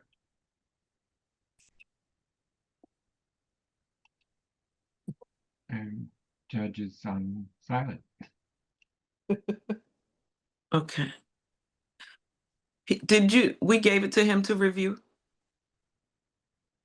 prior to now? No, not with the vehicle, not with this language. That's why I was asking him. No, how- he had the other language though, correct? Yes, he prepared the Yeah. original. Okay. So, oh, but we have to get him to weigh in. All right, can we move forward and then we can come back to that? Maybe he stepped away for a moment. The next item is the consideration of final consideration and approval of ordinance 2025-OR-06, amending the town's visitor pass requirement and the cost of replacement pass. I will turn it over to the chief to expound on that before we Yeah, vote. so for the replacement of the replacement process for the pass, it would still be the same. The only thing we changed was the fee. So anytime a citizen or resident loses a pass, they would just contact the local police, whether it's Prince George's County or Edmonston. They will request a case number from that officer. And once they request that case number, receive that case number, they can take it to town hall, ask for a replacement at a cost of $75 to replace that visitor parking pass. And what I mean by a visitor parking pass is the hanging pass that we now started issuing out. It's like a hard plastic pass with a set of numbers on there. And once they receive that new pass, it'll have a new set of numbers, and we'll place it in the system to keep track of it. And Chief, when might a resident come to get a visitor's pass? Anytime they want, if they have another vehicle, so if they have one vehicle and they have a driveway, they don't need a parking pass unless they plan on having visitors come over and they would like to have a visitor parking pass, or anytime they have more than two vehicles where they can't fit in their driveway or they can't park on the street, and only if they live on a street that has a permit parking. So if you don't live on the street in town that, I'm sorry, if you do live on a street on the town that doesn't have a permit parking area, you don't need a visitor pass. It's only required for those residents who live on a street that requires a permit. That parking pass will allow your visitors to come over for a day, 2 days, however long they have that pass in their car. They're fine to park right there. They will not receive a citation for not having a permit. Okay, but if they have a pull up, a driveway, they have to park in their driveway, right? Yeah. And so we're giving out, if you have a driveway, we're issuing you one parking pass. If you have no driveway, issue you two. If you want to have a family function where you're having a cookout, a birthday party, or Thanksgiving dinner, you can always come to the Edmonston Town Hall and request a parking waiver. And what that does is you fill out a date and time, you fill it out, you get submitted to our clerk. She will give it to either myself or Lieutenant Martin. We will approve it. We'll give you 5 copies to put in your guest vehicles. If you need more copies, we recommend going to Staples or somewhere where we make multiple copies. And as long as each of your guests have that displayed in their windshield, they will not receive a citation for not having a permit on a permit street. Okay. And we will make sure that we do a did you know in on our access channel, and then also whatever literature we might have so that our residents can be aware, correct? Yes. And the parking waiver is free of charge. So you just come in whenever you plan on having a family function. You come in, you fill it out. You can get as many as you want throughout the year. There's no set limit on them. Just let us know ahead of time so we can give you those. We can have time to review it and sign it and get it back to you. Normally when we receive those during the business week, we have it ready for you the same day. On weekends, we have it the same day if we're in the office. If we're not in the office at that exact moment when you drop it off, you're normally having it before your event.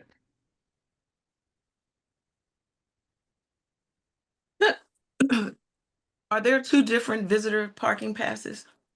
So there's the paper, the actual paper one that we print out, and that's the parking pass waiver. What that does, that allows you to have a huge gathering at your home, free of charge. You make a copy of it, they put it in their windshield. The actual hanging parking pass is if you maybe rent your house from somebody, you're renting a room, and you have a rental license here in town, your renter will have that visitor parking pass in their windshield. So if you have an Airbnb in town and your house is on a permit parking, then they will also have to put that parking permit in their window to avoid getting the ticket.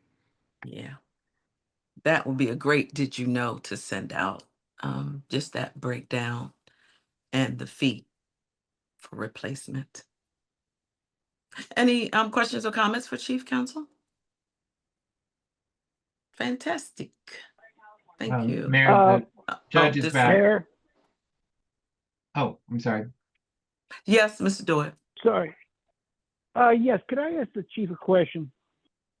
Yes. What if, say on a weekend, all of a sudden, a emergency comes up, you have 4 or 5 people come over, and you don't have a passes for them. You know, you have a couple passes, but the rest of the cars you don't, and you cannot get a hold of anybody in the town hall. What do you do about that? If you send me an email to policeinfo@edmonstonmd.gov, it comes directly to my phone, and I'll reach out to you. And then what I'll do is I'll let the on-call officer know and the parking enforcement to go ahead and waive that.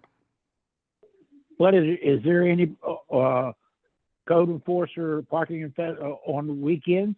Yes. Or there is somebody on the weekend that Yes. we can get a hold of? Yes. And if you can't get a hold of them because maybe they're not at town hall at the moment, like I said, if you send me an email at policeinfo@edmonstonmd.gov, or I'll put my work cell phone number in the chat as well. Just give me a call or shoot me an email, and I'll make sure that I give them a call to say, hey, you know, this is a last minute party. They haven't gas for this minute time to this amount of time, and they won't write any citations during that time period. Okay, because that's what happened to me after Gail had her surgery. My kids and the grandkids all came up, you know, and we didn't know all of them were coming up the same day. Right. Okay. And that's what happened to us. Right. Okay. And Then you don't want to panic. Yeah. Chief, do Yeah. we have that written on, do we have it printed on like a business card size or something like that that could be given away at our national night out? Yeah, so I normally have it on my business card, but what I'll do is I'll create some flyers for that, so that way people can also have my email and my work cell phone number for that instance along by itself right there. Yeah, I think it would be great if we have like business card size so people can keep that in their wallet just in case, you know, just in case. And then also we'll be able to say, just email this. It'd be great if it was a text too, but Yeah, so for right now, we've been doing pretty good because every other weekend, either myself or Lieutenant Martin is there. So if somebody come there with the permit, if they call town hall or they go inside, Lieutenant Martin is either there or I'm out and about on the weekend. So far we've been doing great with that. But I also want to do your idea just in case we're on a call or we're just not in the town hall and they come up and they say, well, nobody's here. So I would definitely get that as well. Okay, thank you. Thank you, Chief. Appreciate that. No Thank problem. you for your question, Mr. Doyle. Okay. Mary, the judge is back. Okay. So is there a motion to approve the final consideration of, I'm trying to find my line. Oh, okay. Approve final consideration and approval of ordinance 2025-OR-06, amending the town's visitors pass requirement on the cost and replacement pass. Is there a motion? I make a motion, we approve. Thank you, Mr. Johnson. Is there a second?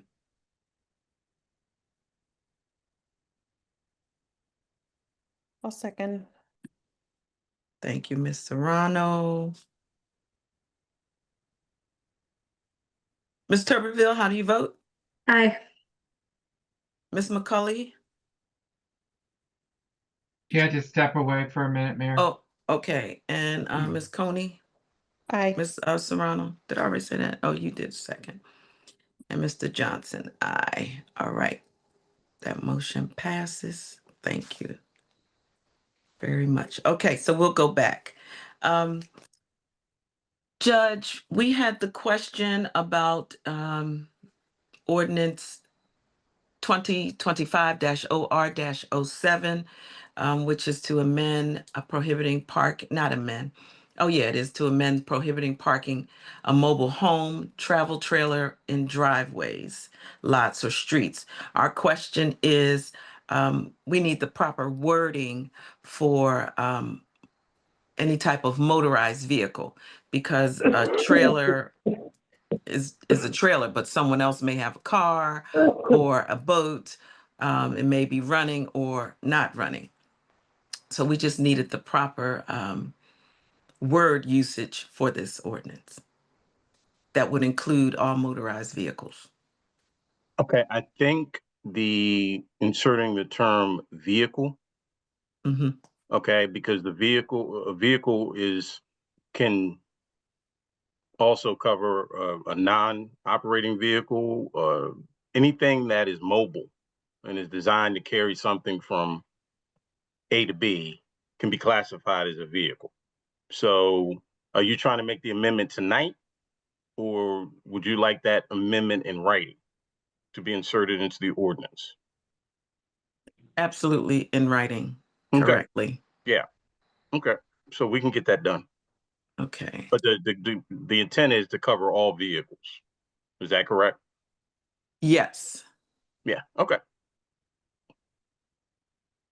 I'm sorry, I had a little emergency here because I texted Rod. Had a little emergency here. Uh-huh. Uh-huh. To include prohibiting living in a trailer.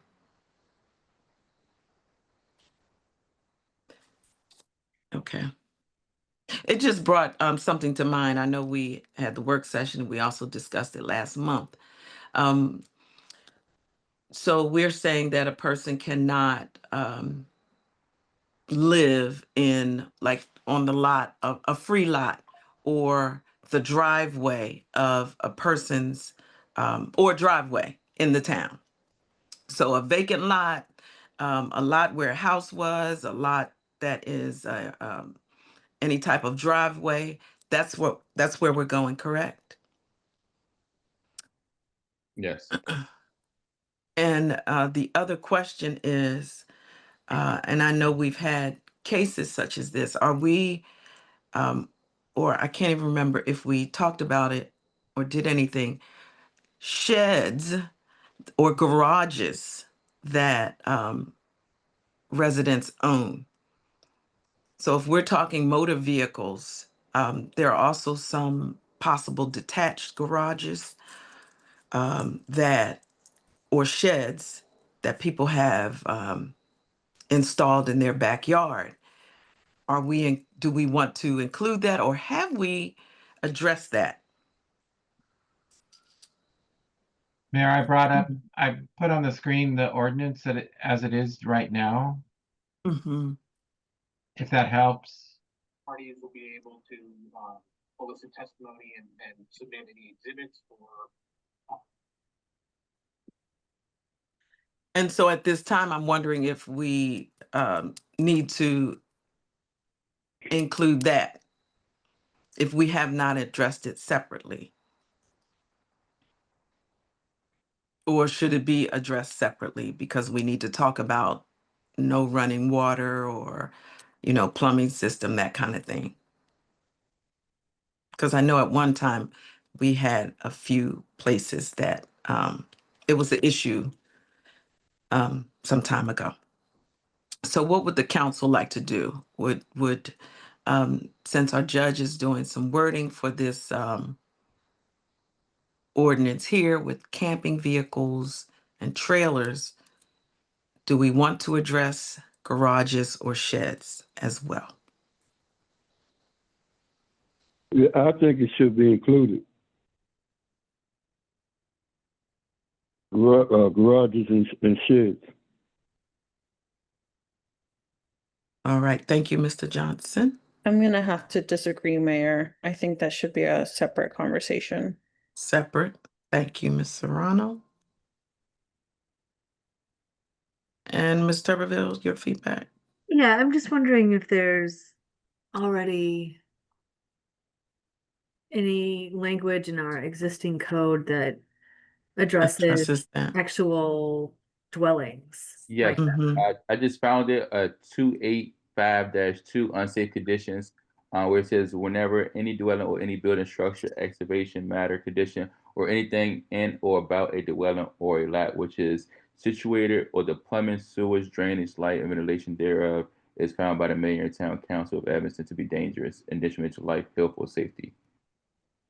So that's something that you was looking into? No, I remember us discussing it some time ago, so I didn't know if we had actually inserted that in there. it sounds like that kind of covers it. Yeah, I think it does. Yeah. Yeah, we just need to be careful about not uh, making this more difficult and confusing with this particular ordinance. Again, it sounds like that's covered in the dwelling portion of the code. Yep. Yeah, so I I think we agree. should probably, if there's any modifications, it needs to be done under that provision of the code. But it doesn't sound like we need to do anything there. Not at all. That's good. Okay, so is there a motion to reconsider this ordinance, or just to allow our table it to allow our attorney to provide us proper wording for ordinance 2025-OR-07? I'll make the motion. Thank you, Ms. Serrano. Is there a second? Second. All in favor, please indicate by saying aye. Aye. Thank you. All right, the next item is the consideration of agreement with the University of Maryland PALS program. It's a contribution of $10,000. Mr. Barnes, would you like to expound on the services that they will be providing? Yes, Your Honor. This is a program that we've already benefited from greatly. We had 2 classes last semester. We didn't pay any fees. So we've already now are 3 classes into this program.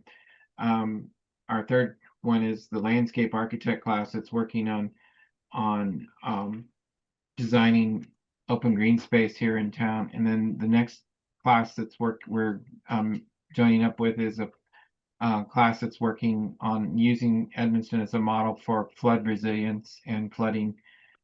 So this is a contribution they bill you based on each project and hours as it happens.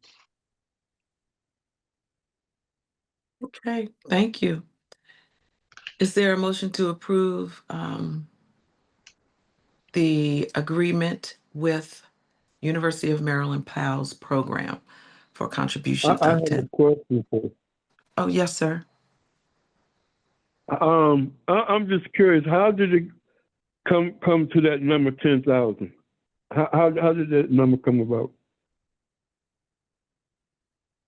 That is that's all for the training. That's for their expertise. These are I don't know what year they're in, but they're college students and they have certain skill level. This is part of their program and what they do. They've come out. I don't know if you were at Hands Across the Bridge, but they actually created a survey for our residents to find out what they'd like to see in the town. They will do what they said earlier today, create some type of outreach for our community in order to get some feedback into creating this pocket park, playground, whichever we decide. And then they will put it all together for us. And it's just like a consulting fee, and that's their fee to get these college students and Dr. Denny to provide us those services. And Mr. Johnson, I guess you can look at it as this is the fee to get into the PALS program. It's a program through the University of Maryland. It's the fee that they've established. They work with nonprofits and communities all around the region, their classes. So as a project comes up in a class that they the class wants to try to address in a community, then they go in and do that by having this blanket agreement with that contribution. We're part of that program. Yeah, because anything at Maryland University isn't cheap anyway. Well, thank you. And I was going to say, some time ago, we were trying to get some assistance from University of Maryland. I think it was former Mayor from College Park. We were trying to hire them. So this cost is much less than we were going to be charged for their assistance to do something that's similar. Thank you for your question. Mayor, may I ask Mhm. a, Yes, ma'am. so when we were previously discussing this, Mhm. it was before we had a conversation about what our current um expenses and revenue looks like for the town.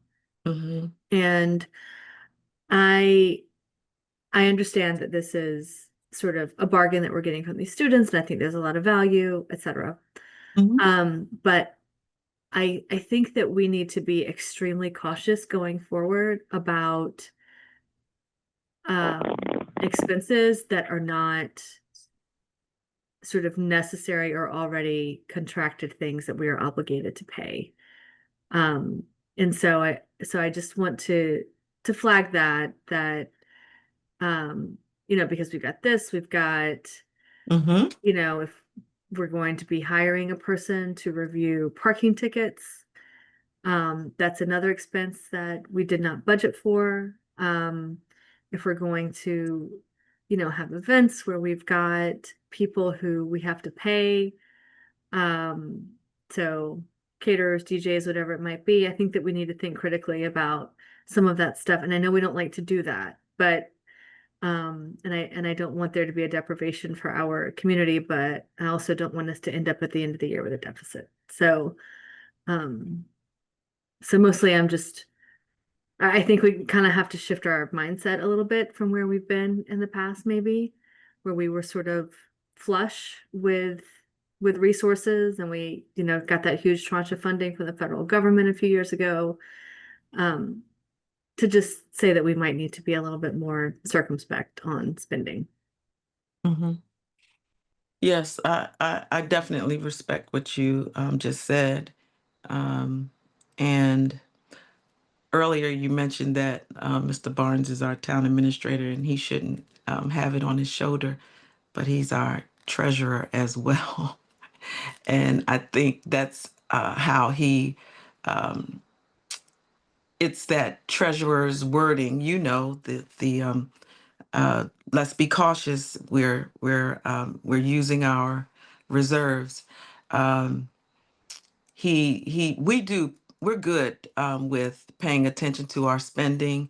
And as he mentioned earlier, this is why when we met, we held off on hiring an additional person in the police department at this time. And we are getting our other officer on the street, like really by November, by the end of this month, Chief? In 2 weeks. Yeah, yeah. So we'll have that coverage. So that's why we kind of waited just a little bit before we do that. And the parking individual, it wouldn't be huge, but I get what you're saying. I mean, I totally get what you're saying. I do. But we'll get that those funds reimbursed to us from the grant. So thank you for that concern, and we will continue to be as frugal as we are. Thank you, Mayor. And you're right, maybe we need to kind of pull back on a vendor or two if we haven't already contracted them out. Yep. Thanks, Councilmember Turberville. So we need to motion to approve. We had a, did someone make the motion for the PALS program? No. Is there a motion to approve the agreement with the University of Maryland PALS program? I'll make the motion. Thank you. Thank you. All in favor, please indicate by saying aye. Aye. Was that smile an aye, Ms. Turberville? Aye. Thank you. Okay, that motion is approved.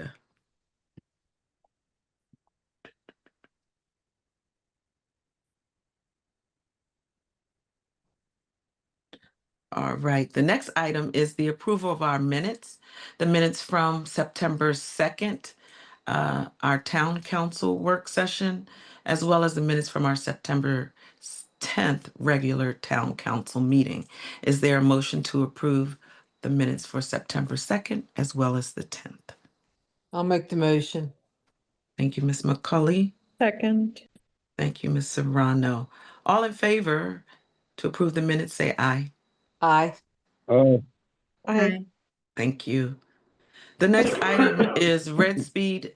I'll read this, of course, this paragraph. Red Speed Maryland is legally obligated to implement all provisions of HB 182, including the new tiered penalty schedule and operational requirements across all client jurisdictions, beginning on the effective date.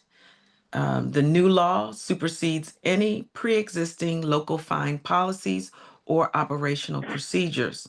All Red Speed Maryland systems, citations, and operations will be updated to reflect these statutory changes by October 1, 2025. I'll let the chief expound on that. Yes, ma'am. So effective October 1st, the new fee tier structure for for speed cameras in the state of Maryland has increased. If you do within that 12 to 15 mile an hour speed limit, over the speed limit, I'm sorry, you will receive a $40 fine. 16 to 19 miles over the speed limit, it's a $70 fine. 20 to 29 miles an hour over the posted speed limit is a $120 fine. And then 30 to 39 miles an hour over the posted speed limit is $230. And lastly, anything 40 miles and over will result in $420 fine. And that's across the state of Maryland with any speed camera program, whether it be in Edmonston, Prince George's County, St. Mary's County, wherever there's a speed camera, that's what that new tier structure is going to affect that. Any questions about the tier structure? All righty. I had one question, Mayor, and that's just for Judge Deloach. I believe since this had to be or should have been implemented by October 1, we can do an emergency and pass it on final introduction and final tonight. That is correct. Okay. Is there a motion to approve the introduction and final approval of ordinance 2025-OR-09, amending the town speed camera requirements? I'll make the motion. Thank you, Ms. Serrano. Is there a second? Second. Was that Ms. Turberville? Yes. Yes. Okay. Thank you, Ms. Turberville. And all in favor, please indicate by saying aye. Aye. Aye. Thank you. That motion passes. And Chief, you did mention that this is something that we are required to do. Yeah. It's not something that we decided to do. It's not our fixed tiered charges. No. This is the new state law that was pushed out October 1st of this year. State law, Maryland state law. All right. Thank you. The next item is I'm going too fast. The consideration of approval and agreement with EcoSite, Inc. to prepare construction plans for installation of a permeable pavement intersection at Decatur Street and 49th Avenue in the amount of $22,000. And that is a matched grant, the watershed grant. Your Honor, I just give a quick review. If you recall, the Port Towns had a grant with the University of Maryland watershed grant that's now, I think, 4 years running. And as our obligation in that grant was a match of $22,000. So instead of doing just a cash contribution or to time and effort, we are actually receiving a design of the 49th and Decatur intersection as being permeable. That's one that floods on a regular basis. And so this is an obligation that we've had for some time. It's just that the grant now is reaching its closeout period. We obligated it way back, and it is in the budget. Any questions? I know that wasn't, we didn't cover that in our work session because we introduced it some time back. All right, if not, is there a motion to approve the agreement with EcoSite in the amount of $22,000, which is a matching grant with Anacostia Watershed? I'll make the motion. Thank you, Ms. Serrano. Is there a second? I'll second. Thank you, Mr. Johnson. All in favor, please indicate by saying aye. Aye. All right. I didn't hear your voice, You said aye. You waved your hand, Ms. Turberville? I said aye. Oh, okay. Thank you. No problem. All right. So as we move on, thank you so much, Council, for your votes and your movement forward. Police Chief will report on Code and Police Department. Good evening. So on September 26th and September 27th, the Edmonston Police, we participated in Operation Blue Light, which was hosted by Prince George's County Police. This event was a community engagement event with also to increase police presence in the community. This was not an event, as you see in DC, as they say, the federal takeover. This is not one of those events. This event was meant to bridge that gap between the community and the police. So during these 2 days, in different parts of the county, one part of the county, you had a basketball game going on. In the southern part of the county, you had 2 different movies being shown to the community. And so with the Edmonston Police, what we decided to do is we went out and about and we made contact with different residents that we seen walking, maybe in front of their yard. We also spoke to business owners. On the 26th and on the 27th, we actually operated from 5 p.m. until 3 a.m., increasing the presence in patrol. Also making our presence known in the small parts of town, whether it be on the sides of Lafayette, where we know we get a lot of crime, as far as property crime. We also went and checked the Decatur Street Bridge during those 2 time frames. This was a way to increase the police presence in the town. We also partnered with other jurisdictions such as Bladensburg and Brentwood. We responded to different calls in their jurisdictions, and they repaid us back by assisting us in different calls in our town. During this operation, we necessarily wasn't out here enforcing any violations unless it was serious in nature. The main thing was community engagement. That was the whole point of this operation that was hosted by Prince George's County. We weren't the only municipality. It was other municipalities that joined in on it, and they had a great success. Each municipality decided to do something different. We all collaborated together. We assisted with Prince George's County Police in certain instances, and they assisted us with different community engagement things and conversation pieces that we had.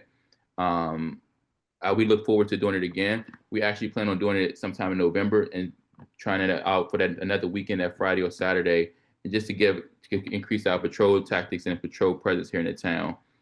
Anything in reference to Operation Blue Light that we participated in? Any questions for that? Any questions for our chief? We also have our recruit that's in the academy right now, Recruit Johnson. His graduation is set for October 24th.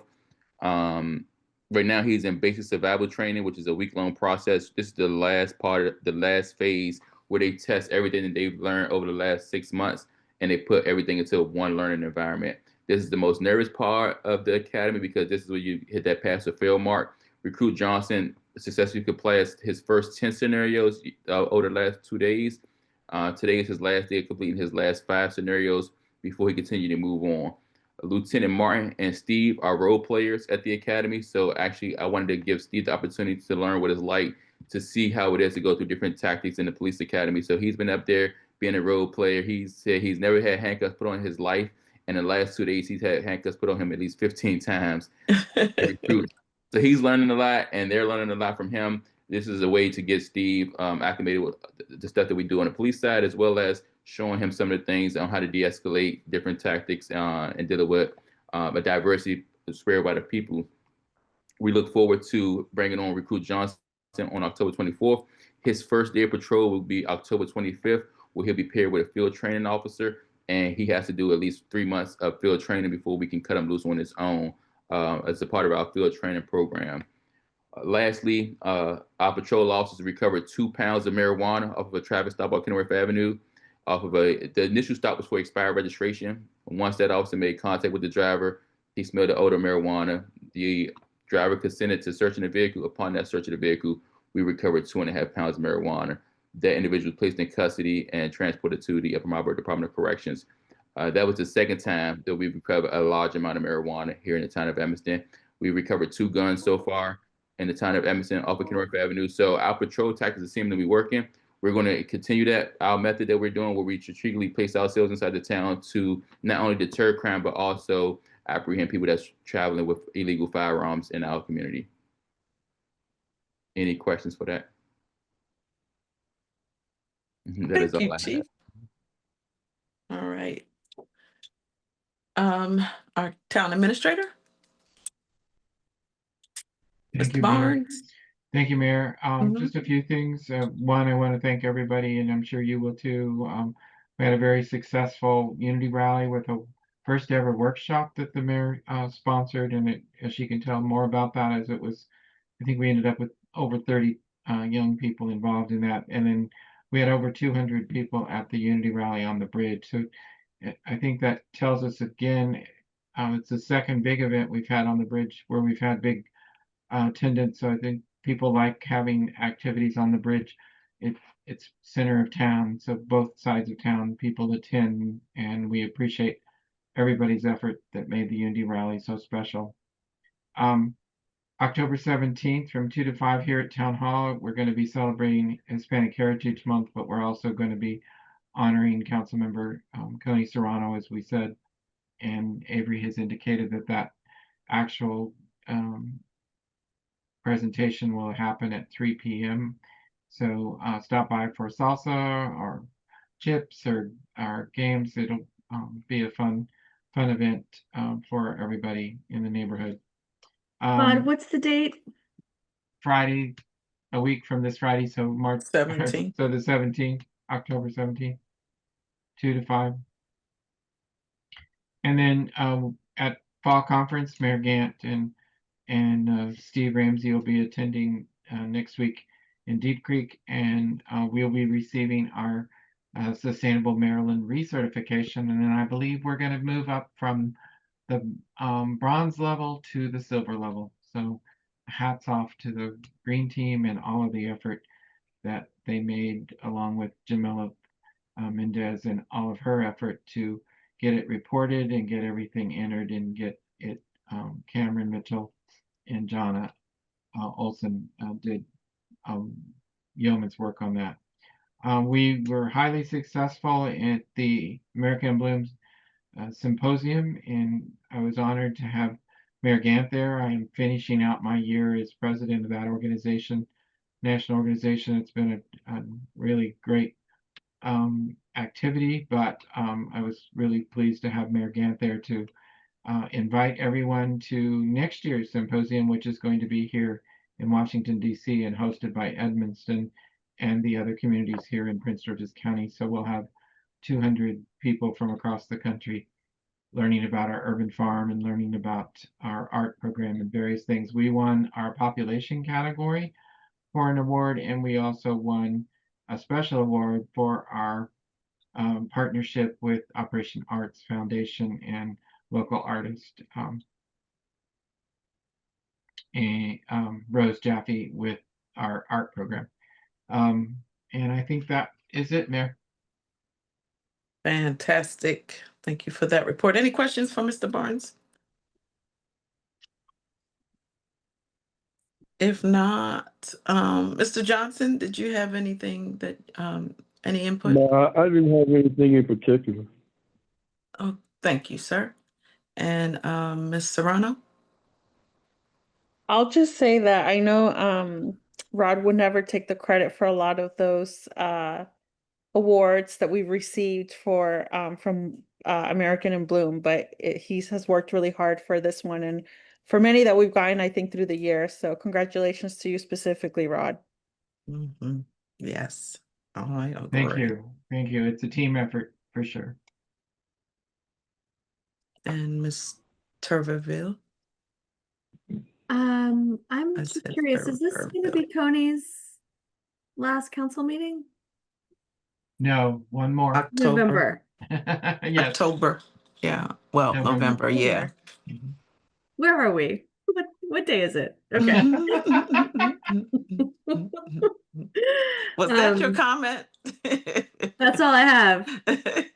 That's good. That's good. Miss McCully?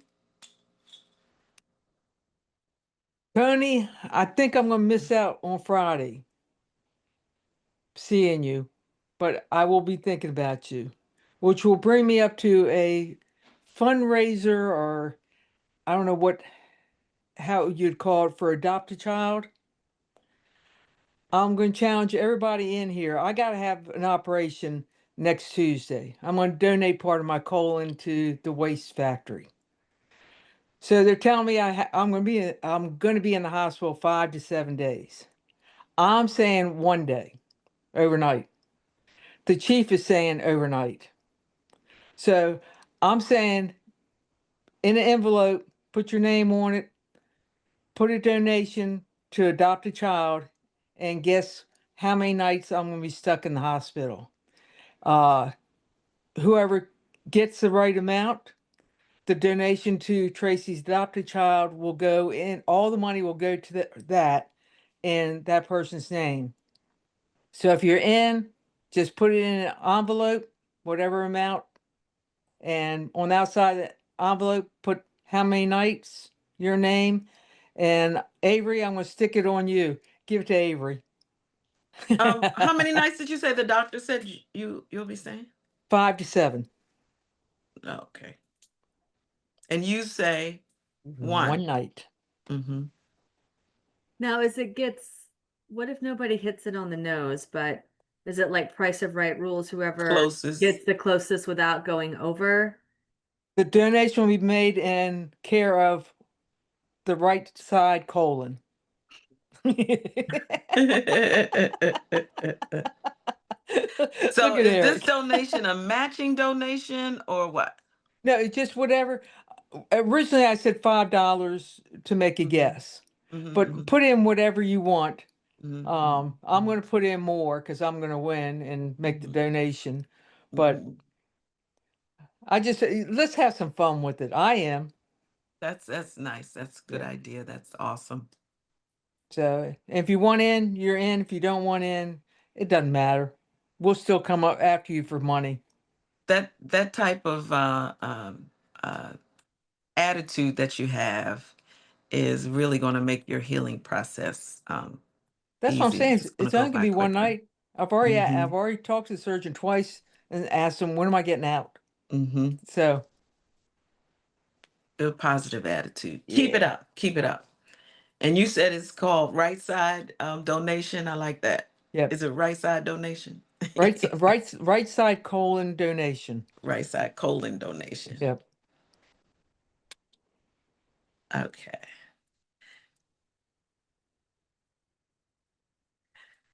All right. Thank you. All right. Is that everybody in council? Yep. Yep. So for me, of course, yes, thank you. The Unity rally went well. Thank you, staff, for all the work that you do in all of our programs, really. But there are some that are super special. And I think this one may have been one of the ones that are super special. It was good. The participation of the residents really, really overwhelmed me. I was so surprised that so many came out. So, you always want the numbers, but then when you see the numbers, it's like, wow, they really came out. So that was really good. And the participation from the other municipalities, Bladensburg, they represented strong, and that was really, really good. And the other municipalities did as well. And also the workshop was superb. The youth really participated.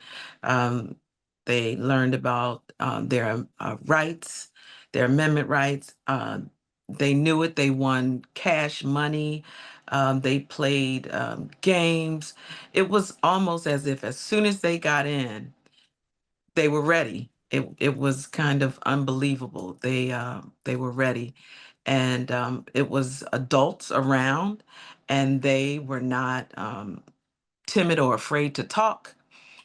They really participated. I think we did a good thing. I think Edmonston really did a good thing on that day. So thank you all for allowing it to happen, because we're the ones that vote on it. We're the ones that agree. So thank you for allowing that to happen. And again, the staff for their participation. And I tell you, I have to give the not ROTC, the explorers from Bladensburg and Mount Rainier a special thank you, and I will. That's for sure. I told them thank you, but it's nothing like getting a super duper thank you from the mayor and council. Yes, I attended the symposium where Mr. Barnes was the outgoing president, and you guys would have been so proud of him on that stage. He even taught a class. He led a class. He just led very well, and no one said a negative thing. I don't think they would say a negative thing to me about him, but I did not. I only heard just how wonderful he is, how engaging he is, just the work that he does, and how much they can't wait to come to Edmonston and see all the work that he has done. And I tell you, we can't even say thank you to Mr. Barnes without saying thank you to Mr. Ed Hooker as well. Both of them are board members, right? No, Mr. Barnes, you're a board member. Ed is a advisor, a stateside and international advisor. So we have the best of the best. And that's why our community really looks as beautiful as it does. And one thing I tell you, we took tours in some fantastic communities, and Orion is one sort of elite type of community. They have a little cash flow there. But the work that they are doing, I was amazed because it's a large city, but they are doing things environmentally that are right. And it seems like they want to do more right things for their environment. And I know sometimes we have large cities and it's so, you see concrete everywhere and just malls and all of that. Well, they throw a park in wherever they can. It was such a, we went to a campsite, a a Boy Scout campsite that it's not an abandoned campsite, but the city purchased it, right? Am I correct? They purchased it, and Right. they also purchased. So is the lake theirs as well? Yes. Mhm. And so they're doing things for the community there. It's amazing. It was amazing to see. We went to a library, and you never think that you would be so excited about the work that they're doing on the outside of the library. The inside was good, but the work that they're doing on the outside of the library, they have a bee a bee house, but it's not the type of bees that would attack uh, individuals. I'm not all that um, smart on certain animals and what they do, but it's the bees that just drop the larva and then they leave. Pollinators, they're not honeybees. Yeah, Yeah, they're not honeybees. yeah. They don't make honey. They pollinate. And they have a wonderful um, a bat house, and they have it painted like the Batmobile or Batman. Just cool. It was just a cool library. I had a wonderful time. It was very engaging and a learning experience. The advisors that were there, like the advisors that come to Edmonston, we've met many for 6 years or 7 years. We've met many, but their knowledge is ridiculous about the trees and earth, and just wanting, these people want to do the right thing for your community. And they already live in a community, but they want to come and do the right thing for your community. So they give you, I mean, we have to take what our advisors gave us, of course, what we can afford and what we can't, what we can do and can't do. But it's just great. And Bladensburg attended, District Heights attended, and Colmar Manor attended, and Edmonston. And they have never, I know it was one of Mr. Barnes's goals was to diversify America in Bloom. And I say he did it. He did it. So that was good for you. That was a good thing. So yeah, that symposium was great. That's what I have. Any questions, comments? Nope. Ms. Avery, did you have anything? I do not. Thank you very much. Thank you. And I never used to do this, but for some reason, Judge, is there anything that you have for us? Thankfully, nothing. Usually there's nothing good that comes out of my mouth. Yeah, that's probably why I never really did it. Yes, but thank you for the opportunity, man. Yes. All right. Okay, everyone. And thank you, Ms. Daria, for being here tonight. And make sure I got everything before y'all tell me I missed it. Yep, got everything. All right. Is there a motion to adjourn our meeting for tonight? I'll make the motion. Oh shoot. I'll let that go. Chief, you did not update the community on National Night Out. Oh, so that's October 31st. It's National Night Out and the Trunk or Treat. That's Friday, October 31st from 6 to 9. Come on out. We're going to have a DJ. We're trying to have the photo booth that we had last time there. We got a train that's going to take you through the trail back and forth. It's a 16-car train with snow cones, popcorn, and we're going to give out hot dogs. So we look forward to everybody coming through. We actually have a couple of businesses in town that has made donations to help us out. So we look forward to everybody coming out. Thank you. Thank you. All right. Thank you, Ms. McCulley, for your motion. Is there a second? I second. All right. All in favor? Aye. Aye. Aye. Good night. Good night. Thanks, everyone.